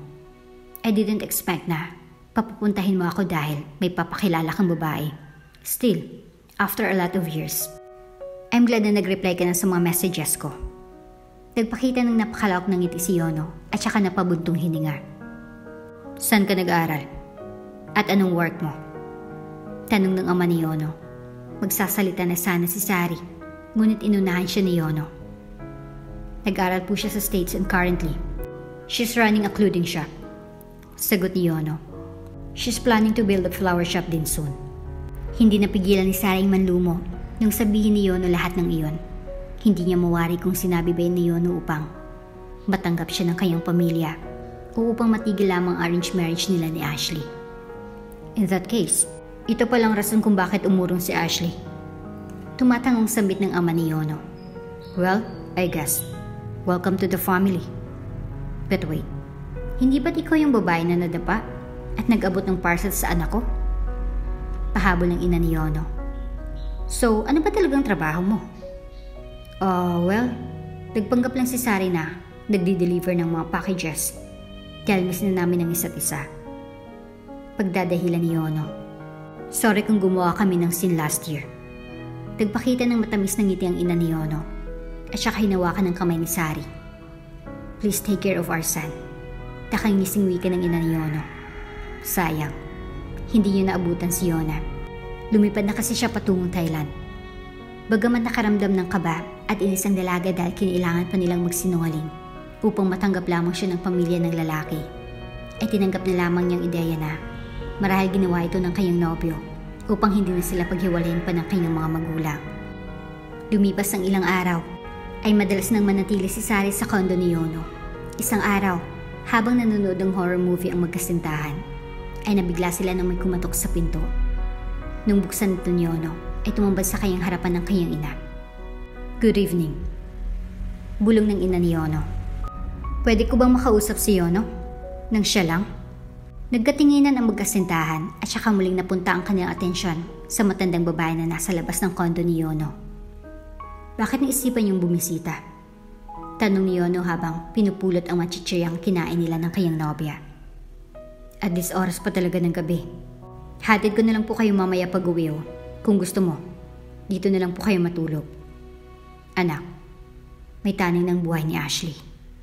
Halos mabitaw ni Yono ang kanyang mga hawak nung marinig niya ang sinabi ng kanyang ina. "Ma, hindi magandang biro yan." Bulong ni Yono at saka inilagay sa isang paper bag ang mga kalat. "Totoong sinasabi ko, Yono. Nakausap ko siya kahapon." Tugon ng ina ni Yono.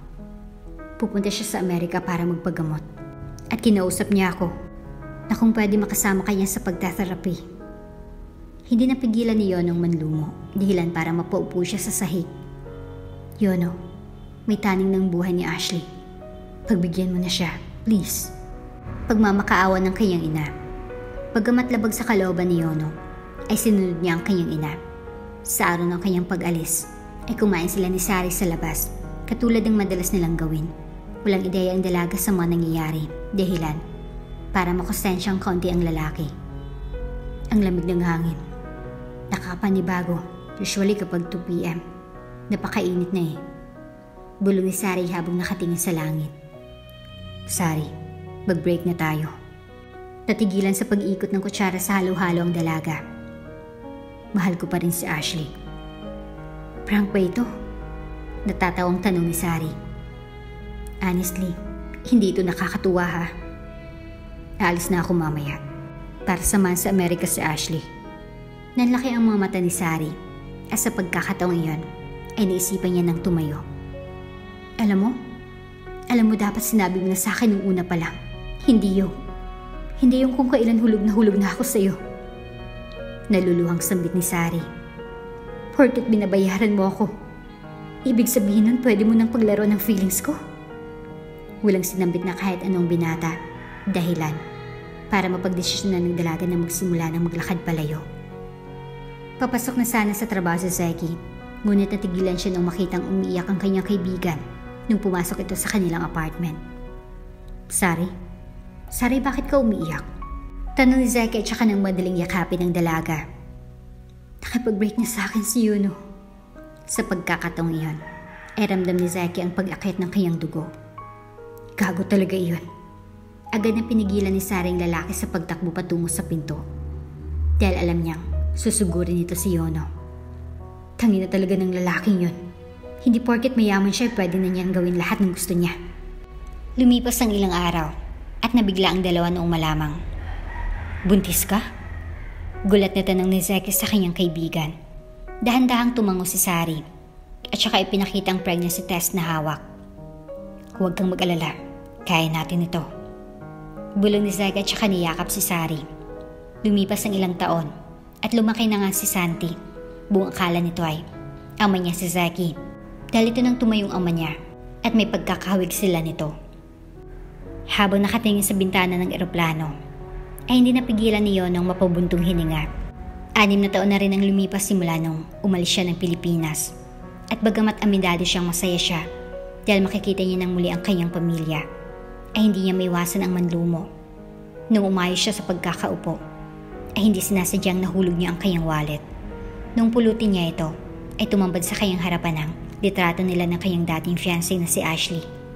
Hindi napigilan ni Yon ang pagbagsak ng kanyang maluha nung makita niya kung gaano kasayang dalaga sa litratong ito. "Sir, okay lang po ba kayo?"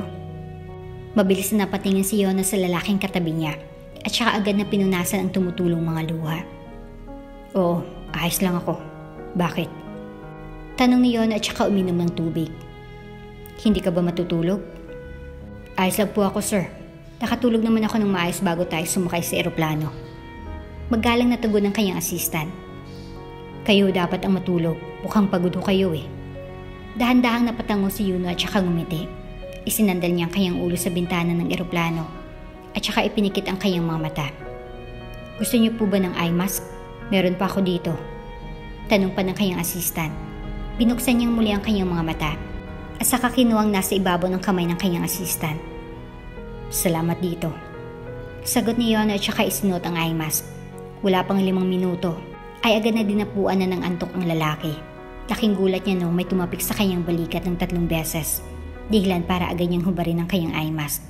Nanlaki ang kanyang mga mata nung makita kung sino ang kanyang katabi. Ashley, bakit ka nandito? Tanong ni Yono sa babaeng nakangisi. Nasaan si James, yung assistant ko? Excited ka na bang umuwi? Agad na nagtaka si Yono sa tanong ng babae. Pakamusta mo lang ako kay tita at tito ha? Maikling sagot ni Yono. Ayos ka lang ba? Nagpakita ka na rin ba sa mga magulang mo? Miss ka na nila. Oo nga pala. Ikamusta mo rin ako kay Sari? Nakangising sambit ng dalaga. Yung usapan natin ha, huwag mong kalimutan. Kung hindi, magagalit talaga ako. Sige ka. Sa sunod-sunod na tanong ng lalaki, ay walang sinagot ni isang tanong ang dalaga. Ingat kayo sa pag-uwi. Paalam ni Ashley. Bago pa makapagsalita si Yono, ay bigla na lamang siyang nagising. Sir Yono, ayos lang po ba kayo? Tanong ni James. Nung mapatingin si Yono sa katabi, ay pansin niyang nakahawak ito sa kanyang braso. Palagay niya ay si James ang nanggising sa kanya. Narinig ko po kayong bumubulong, kaya ginising ko na po kayo agad. Wala. Nananaginip lang pala ako. Natatawang wika ni Yono at saka huminga ng malalim. Nagpakita si Ashley sa panaginip ko. Oh, ganun po ba? Bulong ni James. Ayos lang po ba siya? Maayos naman. Sagot ni Yono. Pinaalala niya sa akin yung usapan namin bago siya mamaalam last year. Ganun po ba? Tanong ni James. Isa nga po talaga kayo sa mga taong naging importante sa kanya. Sa pagkakatanda ko po kasi, napanaginipan din ni Ann yung ate niya. Nakwento niya po sa akin nung nakaraang linggo. Hindi naiwasan ni Yonong mapangiti nung marinig niyang sinabi ng kanyang assistant. May namamagitan ba sa inyo ni Ann? Mag-8 years na po kami. Sagot ni James. Malapit na po pala tayong bumaba. May dadaanan po ba kayo pagbaba natin? Bibili lang ako ng mga pasalubong. Matipid ang wika ng lalaki at saka nagsimulang ayusin ang kanyang bag. Nung makarating ang dalawa sa Pilipinas, ay agad silang nagtungo sa bilihan ng mga pasalubong. Hindi ba't paborito ng mama mo ang tsokolating ito? Tanong ni Yono sa kanyang assistant. Bilhin na natin ito. Naku sir, huwag na po. Natatawang sagot ni James at saka umiling. Ayos lang. Sagot ni Yono at saka inilagay sa isang basket ang tsokolating ito. Lumipas ang ilang oras ay napuno na ng dalawang hawak nilang basket. Dahilan upang magtungo na sila sa counter. James, patawagan naman si Manong Edgar. Sabihin mo na nandito na tayo. Sa pagkakaalam ko malapit lang siya rito. Sambit ni Yono habang nauuna sa paglalakad. Text ko na po si Manong Edgar nung nandun pa tayo sa my counter. Sagot ni James. Tighintay na po siya sa atin. Nakakulay black na van po siya. Ganun ba? Mabuti naman kung gan. Napatigil sa pagsasalita si Yono nung marinig niyang isang batang lalaking sumisigaw papalapit sa kanya. Daddy! Sigaw ng batang lalaki at saka niyakap siya ng pagkahigpit-higpit. Agad na napakunot ang noo ni Yono dahil sa buong pagkakaalam niya ay wala naman siyang anak at kilalang maliit na bata. Unang pumasok sa kanyang isipan ay maaring nagkamali lamang ang bata. Kaya nung inalis ng bata ang kanyang mga braso sa katawan ng lalaki, agad niya itong nginitian. Ngunit nung magtamang kanilang paningin, ay laking gulat ni Yono nung mapansing parang nananalamin lang siya. Teka, bakit magkamukha tayo? Bulong ni Yono at saka hinawakan ang magkabilang pisngi ng batang lalaki. Malamang daddy, anak mo ko eh. Sagot ng batang lalaki. Anak? Gulat na tugon ni James at Yono. Opo, bakit po parang gulat na gulat kayo? Natatawang wika ng bata at saka napakamot sa ulo. Santi! Nung mapalingon ng bata, ay agad itong kumuway sa babaeng nasa di kalayuan. Laking gulat ni Yono nung makita niya ang babaeng tumatakbo patungo sa kanilang kinaroroonan. Sir, hindi ba si Sari yan? Tanong ng kanyang assistant na si James. Mama, nandito na si Daddy! Sigaw pa ng batang lalaki. Nung makarating ng babaeng may kulot na buhok sa kinaroroonan nilang tatlo, ay mabilis ng liit ang kanyang mga mata. Ito ang dahilan kung bakit agad niyang kinuwang salamin na nakasabit sa kanyang damit at saka agad na sinuot. Ha? Yono? Gulat na wika nito at saka mabilis na kinuwang braso ng kanyang anak na si Santi. Anak, hindi yan ang papa mo. Po? Hindi po ba yan si Daddy Zaki? Tanong pa ni Santi at saka napatitig sa matangkad na lalaki. Bakit po kamukha niya? Sari. Lalong sumakit ang ulo ni Sari nung makita sa di kalayuan ng lalaking may suot na salamin na kumakaway. Daddy! Sigaw ni Santi at saka agad na nagtatakbo patungo sa kinaroroonan ng lalaking tumatakbo mula sa di kalayuan. Sari. Napuntang atensyon ng babae may kulot na buhok sa katabi nitong lalaki. Tanong ng babae at saka inayos ang kanyang salamin. Kamusta ka na? Ramdam ni Sari ang saya sa boses ng lalaki nung sambitin niya ang mga salitang ito. Hindi niya napigilang mapangiti at mapahok sa kanyang suot na jacket. Maayos naman. Pagbati ni Sari, pansin ni Yono na nais nang umalis ng babae. Ngunit ayaw naman itong magmukhang bastos. Kaya naman, si Yono na lang ang gumawa ng paraan. Labag sa loob ang kanyang gagawin. Ngunit nung mapatingin siya sa dako ng batang lalaki at ni Zeki, ay alam niyang huli na ang lahat. Sorry Ashley, mukhang huli na ang lahat. Bulong ni Yono sa sarili at saka napabuntong hininga. O siya, aalis na kami. Mag-iingat kayo palagi. Paalam ni Yono at saka nagsimulang maglakad palayo. Tumango rin si James sa babae. Bago sundan ng kanyang amo na si Yono. Sir, bakit kamukha niyo yung bata? Tanong ni James.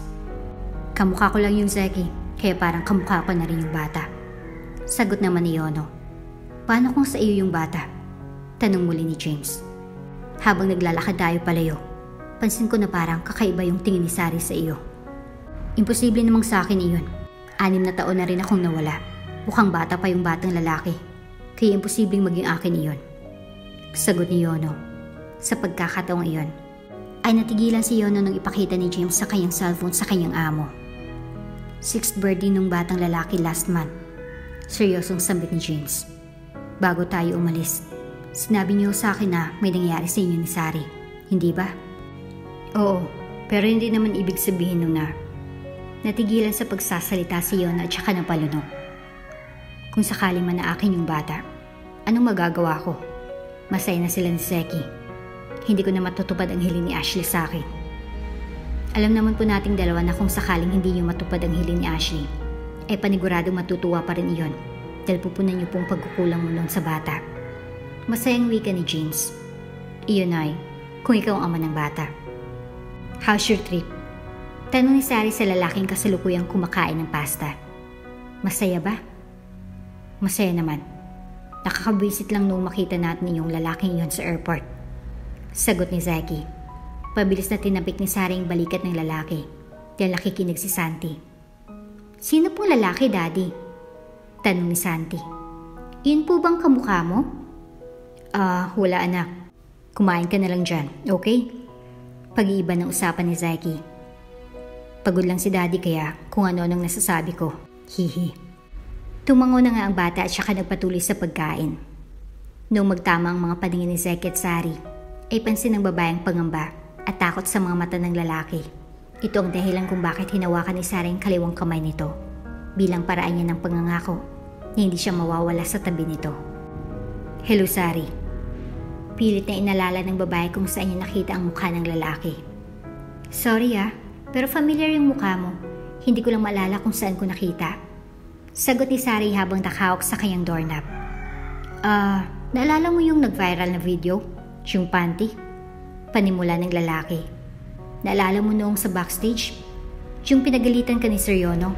Ako yung empleyado niya, na girlfriend ng kapatid niya. Agad na natawa si Sari dahil naalala niya kung sinong lalaki. Ikaw yung isa sa naging dahilan kung bakit napahiya si Yono. Sambit ng babae. Teka, paano mo nalaman yung bahay ko? At bakit ka nandito? Well, ikakasal na ako kay Yona.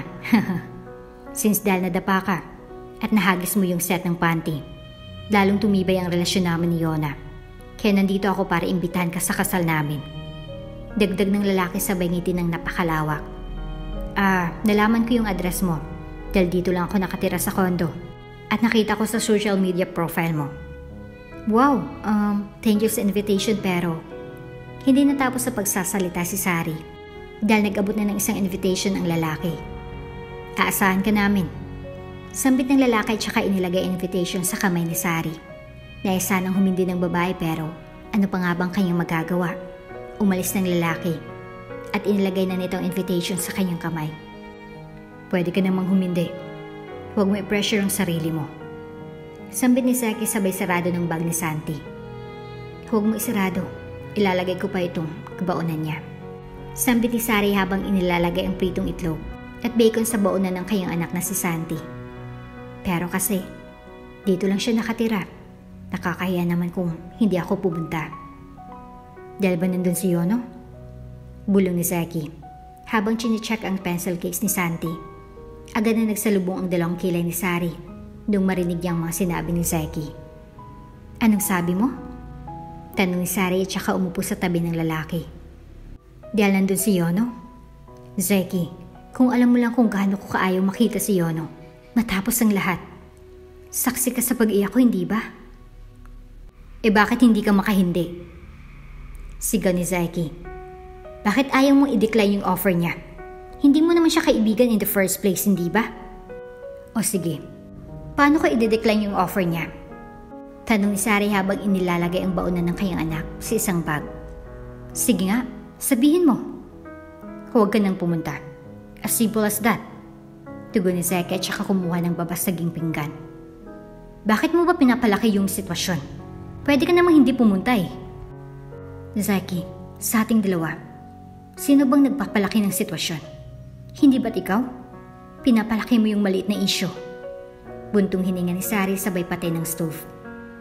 Tinadamay mo si Yono. Kita mo namang wala siyang connection sa sitwasyon. Sari, kapatid niya yung ikakasal. Paano wala siyang connection? Sagot ni Seki at saka naglagay ng kanin sa kanyang pinggan. Pwede mo namang sabihin na namimiss mo si Yono kaya gusto mo siyang makita. Seki, 6 na taon nang nakalipas. Meron man akong nararamdaman para sa kanya. Galit lang iyon. Pagdidiin ni Sari. Akala mo ba hindi ko mapapansin yung mga mata mo? Nung makita mo siya sa airport? Napatigil si Sari sa paglalagay ng tubig sa isang baunan nung sabihin nito ni Seki. Halata namang may pagmamahal ka pa rin sa kanya. Natahimik si Sari nung mga oras na iyon. Hindi niya mawari kung anong nararapat isagot sa sinabi ng kanyang nobyong si Seki. Good morning everyone! Pagbati ni Santi, nakagigising lang. Mabilis na tumakbo si Seki para yakapin ang maliit na bata at buhatin ito. Ligo na po ikaw? Tanong ni Seki sa maliit na bata at saka kinuwang tuwalya nito. Tinitigan lamang ni Sari ang dalawa habang niikot ang takip ng tubigan ni Santi. Lalim nang iniisip pa. Wika ni Tricia nung mapansing nakatingin si Sari sa isang invitation. Sinong ikakasal? Kapatid ni Yono. Yung nakwento ko sa'yo noon? Bulong ni Sari sa kanyang kaibigan. 6 na taon na rin ang nakalipas nung magsimulang magtayo ng cake shop si Sari. Sa paglipas ng panahon, ay lalo pa itong tinangkilik ng mga tao. Dahilan para lalo pa itong lumago. Itong naging dahilan kung bakit kinuha niya si Tricia upang maging isa sa kanyang assistant. Bakit kayo inimbitahan? Tanong ni Tricia at saka isinandalang kayang baba sa kanyang palad. Ilang taon na rin ang nakalipas Magsasalita na sana si Sari, ngunit natigilan siya nung tumunog ang bell sa pinto ng kanilang cake shop. Nanlaki ang mga mata ni Sari nung masilayan kung sinong pumasok. Iwas sana ng tingin si Sari, ngunit nakita na siya ng lalaki. Sari? Pagtawag ng lalaki. Bala ko sanang bumili ng cake. Ano pong cake, sir? Tanong ni Tricia. Mango cake. Sambit ng lalaki sabay sulyap kay Sari. Mama, Tapos na po ako sa assignment ko. Sigaw ni Santi habang tumatakbo at may hawak na juice. Sa hindi inaasahan ay natapunan ni Santi si Yono ng hawak niyang juice, dihilan para magkatinginan ang dalawa. Ay Diyos ko Santi, anong ginawa mo? Hindi ka talaga nag-iingat. Saway ni Sari sabay kuha ng tissue box at abot kay Yono. Pasensya ka na, napakakulit talaga niyang si Santi. Okay lang, pakukulit naman talaga mga bata sa ganyang edad. Sambit ni Yono at saka ginulang buhok ng maliit na bata.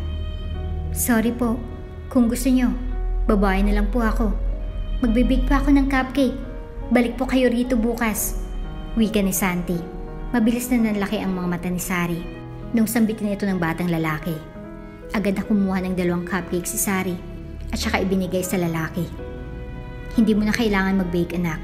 Meron naman tayong cupcake dito eh. Sabat ni Sari. Hindi po ba't kayong nagsabi na mas maganda kung mag-effort tayo sa pagbibigay ng regalo? Panimula ni Santi.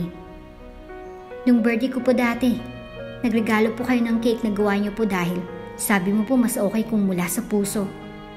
Nagkatinginan sina Sari at Yono. Oo nga po pala, bakit magkamukha kayo ni Daddy?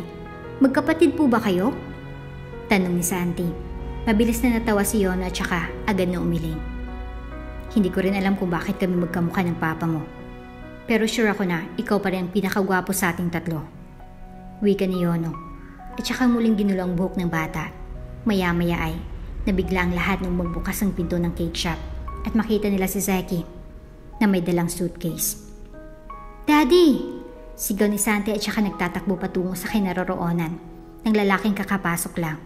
Niyakap siya nito ng paghahigpit-higpit at saka napatingin sa dako ng lalaking kasalukuyang nakaupo. Sari, uwi na kami ni Santi. Paalam ni Zeki at saka kinuha ang bag ng batang lalaki. Balikan na lang kita mamaya. Sige, ingat kayo. Paalam ni Sari at saka pinagbasta ng dalawa habang naglalakad palabas ng cake shop. Bye po. Paalam ni Santi kay Yono at sa kanyang ina. Kumaway pabalik ang dalawa. Napaka-cute na bata. Bulong ni Yono habang sinusundan ang tingin ng akala niyang mag-ama. Kamukhang kamukha niya talagang ama niya. Ano pong mango cake ang gusto ninyo? Pag-iiba ni Sari sa usapan. For reference po, ito yung ilang design na ginawa namin noon. Dagdag pa ni Sari at saka binigyan ng 1 libro ang lalaki. Salamat. Sambit ni Yono at saka ngumiti. Habang naglalakad patungo sa kondo ng kanyang kapatid, ay naisipan ni Yono na tumawag kay James, ang kanyang assistant. James, may papagawa ako sa'yo. Buntong hininga ni Yono sabay kuha ng isang transparent na lagayan kung saan naroon ang binunot niyang ilang piraso ng buhok ni Santi. Lumipas ang ilang araw at kasal na ni Yona at ng dating empleyado ni Yono. Ayaw man ng babae na tumuloy ay napilitan na lamang siya dahil muli siyang binisita ng dating empleyado ni Yono. Love, hindi kita mahatid. Sorry ha. Paghingi ng tao ni Zeki sa kanyang nobya. Okay lang, ano ka ba? Niintindihan ko no. Sagot ni Sara at saka hinalikan sa pisngi ang nobyo. Maghihintay na lang ako ng taxi. Ingat ka. Pahabol ni Zeki habang tinitignan ang napakaganda niyang nobya na naglalakad palayo. Habang naghihintay ng taxi, ay napagtanto ni Sari na napakamapagbiro ng tadhana. Agad siyang umiwas ng tingin nung makakita siya ng pamilyar na kotse. Sari, pupunta ka rin ba sa kasal nila Yona? Sabay ka na. Wika ni Yono nung buksan niyang pinto ng kotse sa harap ng babae. Okay lang. Sasakay na lang ako sa taxi. Sampit ni Sari at saka nagbigay ng peking ngiti. Hindi, ayos lang. Sumabay ka na sa akin. Ayos lang ako. Kaya ko ang sarili ko. Pagbibigay din ni Sari at saka nagbigay ng peking ngiti. Ngunit tila ba hindi sang-ayon ang panahon kay Sari nung mga oras na iyon dahil bumusang malakas na ulan.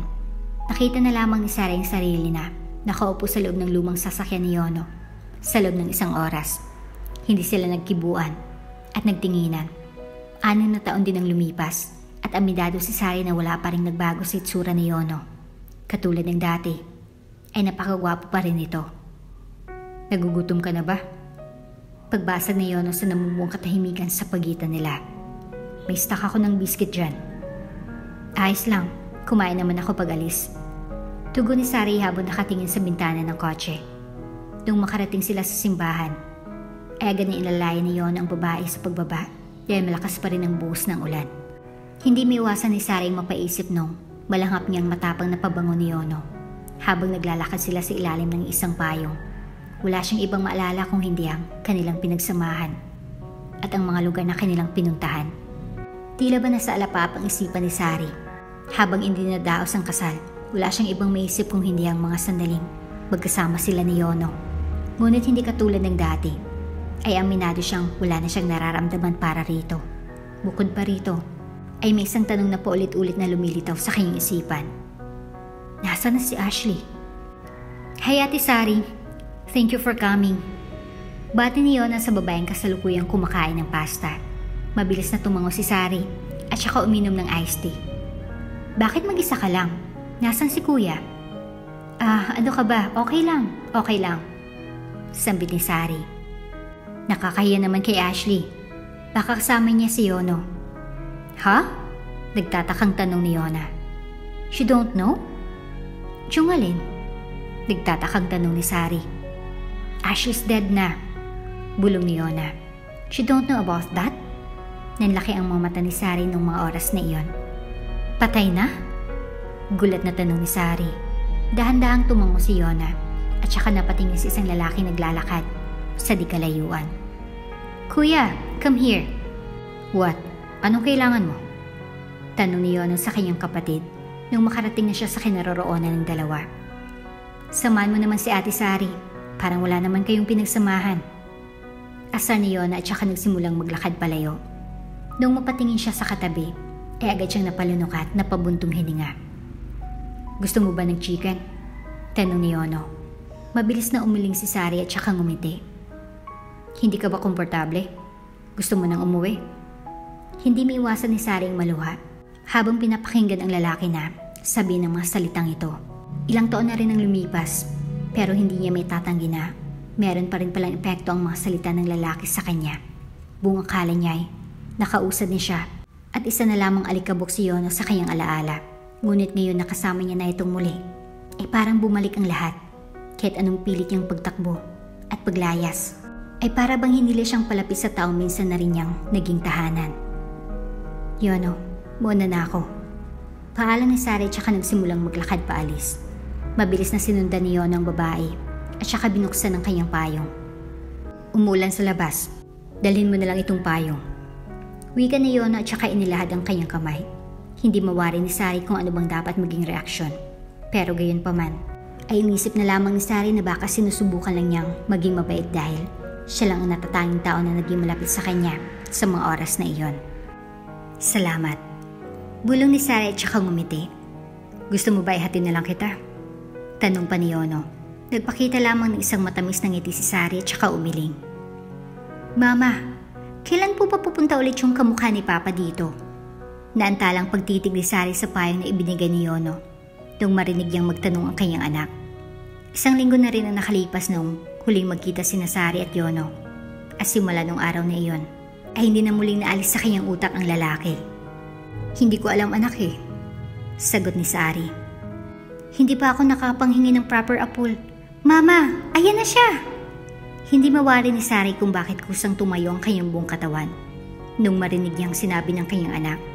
Nung mapatingin siya sa pinto ng kanilang shop, ay nakita nga niya si Yono na nagbukas ng kanilang pinto. Good afternoon. May stock pa ba kayo ng mango cake nung nakaraan? Magalang na pagtatanong ni Yono. Check ko lang. Paalam ni Sari at saka umalis saglit.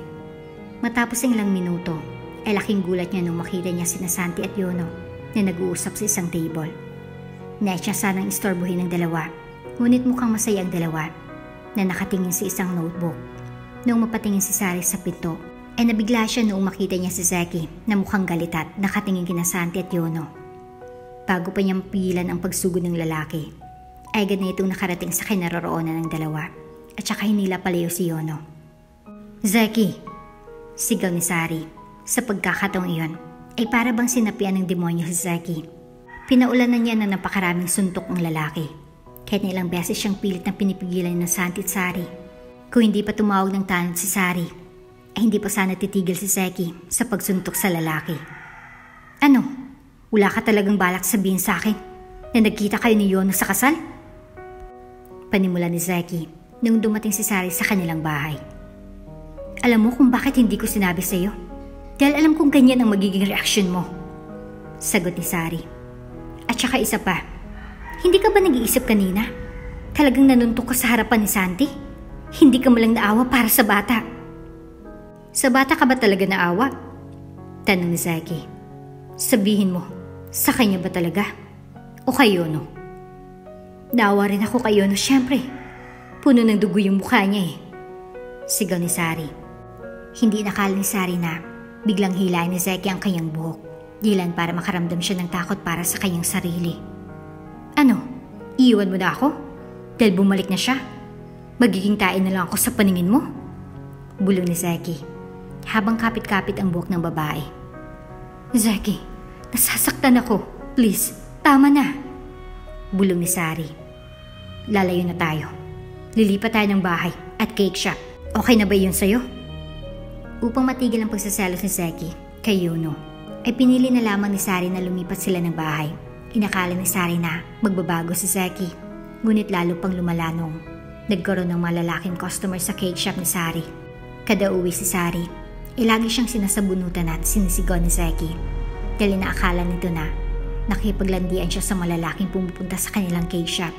Isang beses, lalo pang natakot si Sari nung makakita siya ng tracker sa kanyang bag. Sis, ako na nagsasabi sa iyo. Umalis na kayo sa bahay na yan. Hiwalayin mo na iyang si Seki. Papatuloy na lang kita ulit sa bahay namin para masiguradong safe kayo ni Santi. Payo ni Tricia habang pinupunasan ang maluwan ng kaibigan. Nung makakita siya ng lalaking pumasok sa cake shop, ay agad na umurong palayo si Sari. Please, Seki, ay! Natigilan si Sari nang mapansing hindi pala ito si Seki. Dahan-dahan siyang napatango at saka napatingin sa paligid. Sorry, akala ko si Seki ka. Ayos ka lang ba? Sinasaktan ka ba ni Seki? Tanong ni Yono. Nakasalukuyan pa rin may bandage ang ilang parte ng kanyang mukha. Sari, bakit hindi mo malang sinabi sa akin na anak ko pala si Santi? Sino nagsabi sa'yo na anak mo si Santi? Tanong ni Sari. Mabilis na inilabas ni Yono ang resulta ng test na kanilang isinagawa at lumabas nga rito na mag-ama silang dalawa ni Santi. Alam mo, kung meron mang taong dapat sisihin sa mga nangyayari sa buhay ko ngayon, ikaw yun. Naiiyak na panimula ni Sari. Okay kami nang wala ka pa eh. Bakit ka pa bumalik? Magsasalita sana si Yono, ngunit biglang nag-ring ang cellphone ni Sari. Nung kanyang sagutin ito, ay laking gulat niya nung malamang mula ito sa eskwelahan ni Santi. Bawat yapak na kanilang tinataak sa loob ng hospital ay kasabay na ng unti-unting pagbilis ng tibok ng kanilang puso. Nung tuluyan nang makarating ang dalawa sa isang kwarto, ay agad nila itong binuksan at doon nila nasilayan si Santi na nakahiga at tulog. May mga sugat siya sa ilang parte ng katawan. Dahilan para maiyak sina Santi at Yono. Bakit ka nandito? Natigilan ang dalawa nung makita nila si Seki. Nakagagaling lang ng banyo. Akma na sanang susuntok si Seki kay Yono. Ngunit madaling umawat si Sari. Mabilis na tinulak ni Seki ang babae sa gilid at saka hinawakan ang kwelyo ni Yono. Bakit mo tinulak si Sari? Sigaw ni Yono at saka sumunto kay Seki. Ang tapang mo. Gusto mo dagdagan ko yung mga sugat mo? Pagbabanta ni Seki. Tama na. Sigaw ni Sari.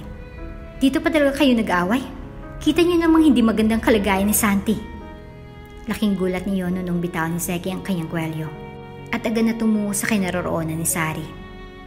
Kung hindi ka lang naging malandi, hindi mangyayari sa atin ang lahat ng ito. Sigaw ni Seki at saka akamasa ng sampalin si Sari. Buti na lamang at mabilis na nakakilo si Yono. Dilan para maprotektahan niyang babae. Nagkatinginan ang dalawa habang paulit-ulit na sinusuntok ni Seki ang likod ng lalaki. Tulong! Tulong! Sigaw ni Sari. Ilang segundo ang lumipas at buti na lamang ay may humila kay Seki ng mga guard ng hospital. Kitang-kita pa rin ang takot sa mga mata nila Yono at Sari. Kaya nung magtagpo ang kanilang mga mata, ay wala silang nagawa kung hindi ang lumuha. Umagos ang matubig mula sa kanilang mga mata na parang isang gripong binuksan Kahit na masakit ang katawan ni Yuno, ay hinigpitan niya pa rin ang pagkakahawak sa kamay ng babae at saka hinalikan nito. Noong magising si Santi, ay laking gulat ni Sari nang marinig ang mga unang salita nito. Mama, ayaw ko na po makasama si Daddy sa bahay. Muling napahagulol si Sari sa pagkakataong iyon. Kanina po sa school, may lagnat po ako. Siya po yung nakasagot ng tawag sa bahay. Kaya siya po yung sumunod sa akin.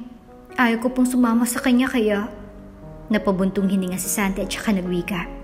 Kaya sa sobrang galit niya, tinulak niya akong sagdanan para po ako nakakita ng monster. Hindi napigilan ni Sari ang halikan ng kamay ng anak at magpatuloy sa kakaiyak. Sisiguraduhin kong hindi na makakalapit sa iyo yung lalaking iyon. Bulong ni Sari. Pangako ko sa iyo iyan. Lumipat muli ng bahay si Sari, pero ang kanilang cake shop ay nanatili pa rin sa dati nitong lugar. Nag-hire na sila ng ilang guard para sa safety ng mga trabahador. At pati na rin ang mag-ina, paminsan-minsan ay bumibisita si Yuno upang makipaglaro kay Santi at kamustahin si Sari. Hindi pa rin maiwasan ni Sari ang matakot tuwing nakikita niyang lalaki dahil maghawig sila ni Seki.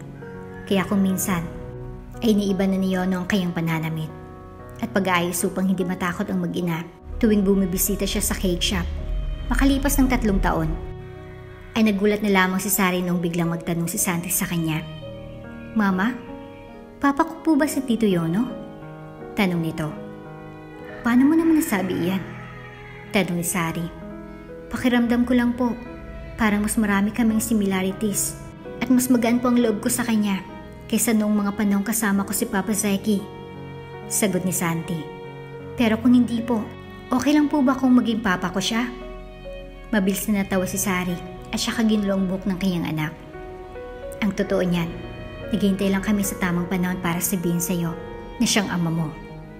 Buntong hininga ni Sari at saka hinawakan ng kamay ng kanyang anak. Pero napakaraming nangyari at hindi naging madali yung pinagdaanan natin. Kaya naghintay ang papa mo, kami ng papa mo. Sabi ko na nga ba eh, masayang wika ni Santi. Mahal mo pa rin po ba si papa? Magsisinungaling ako kapag sinabi kong hindi. Natatawang bulong ni Sari. Pero hindi pa ito tamang panahon para magkabalikan kami. Kailan pong tamang panahon? Tanong ni Santi. Hindi ko alam. Matipid na bulong ni Sari. So paano niyo pong malalaman kung ito na yung tamang panahon kung hindi niyo naman po alam kung kailan iyon? Tanong muli ni Santi. Alam mo mama, nung na-ospital ako, natakot ako. Akala ko, kukunin na ako ni Lord. Kaya nung magising ako nun, agad kong sinabi sa sarili ko na papatawarin ko si Papa Zeki at sasabihin ko agad sa iyo kung gaano kita kamahal kasi na-realize ko po na pwedeng bukas, mamaya, o di kaya ngayon. Pwede akong mawala.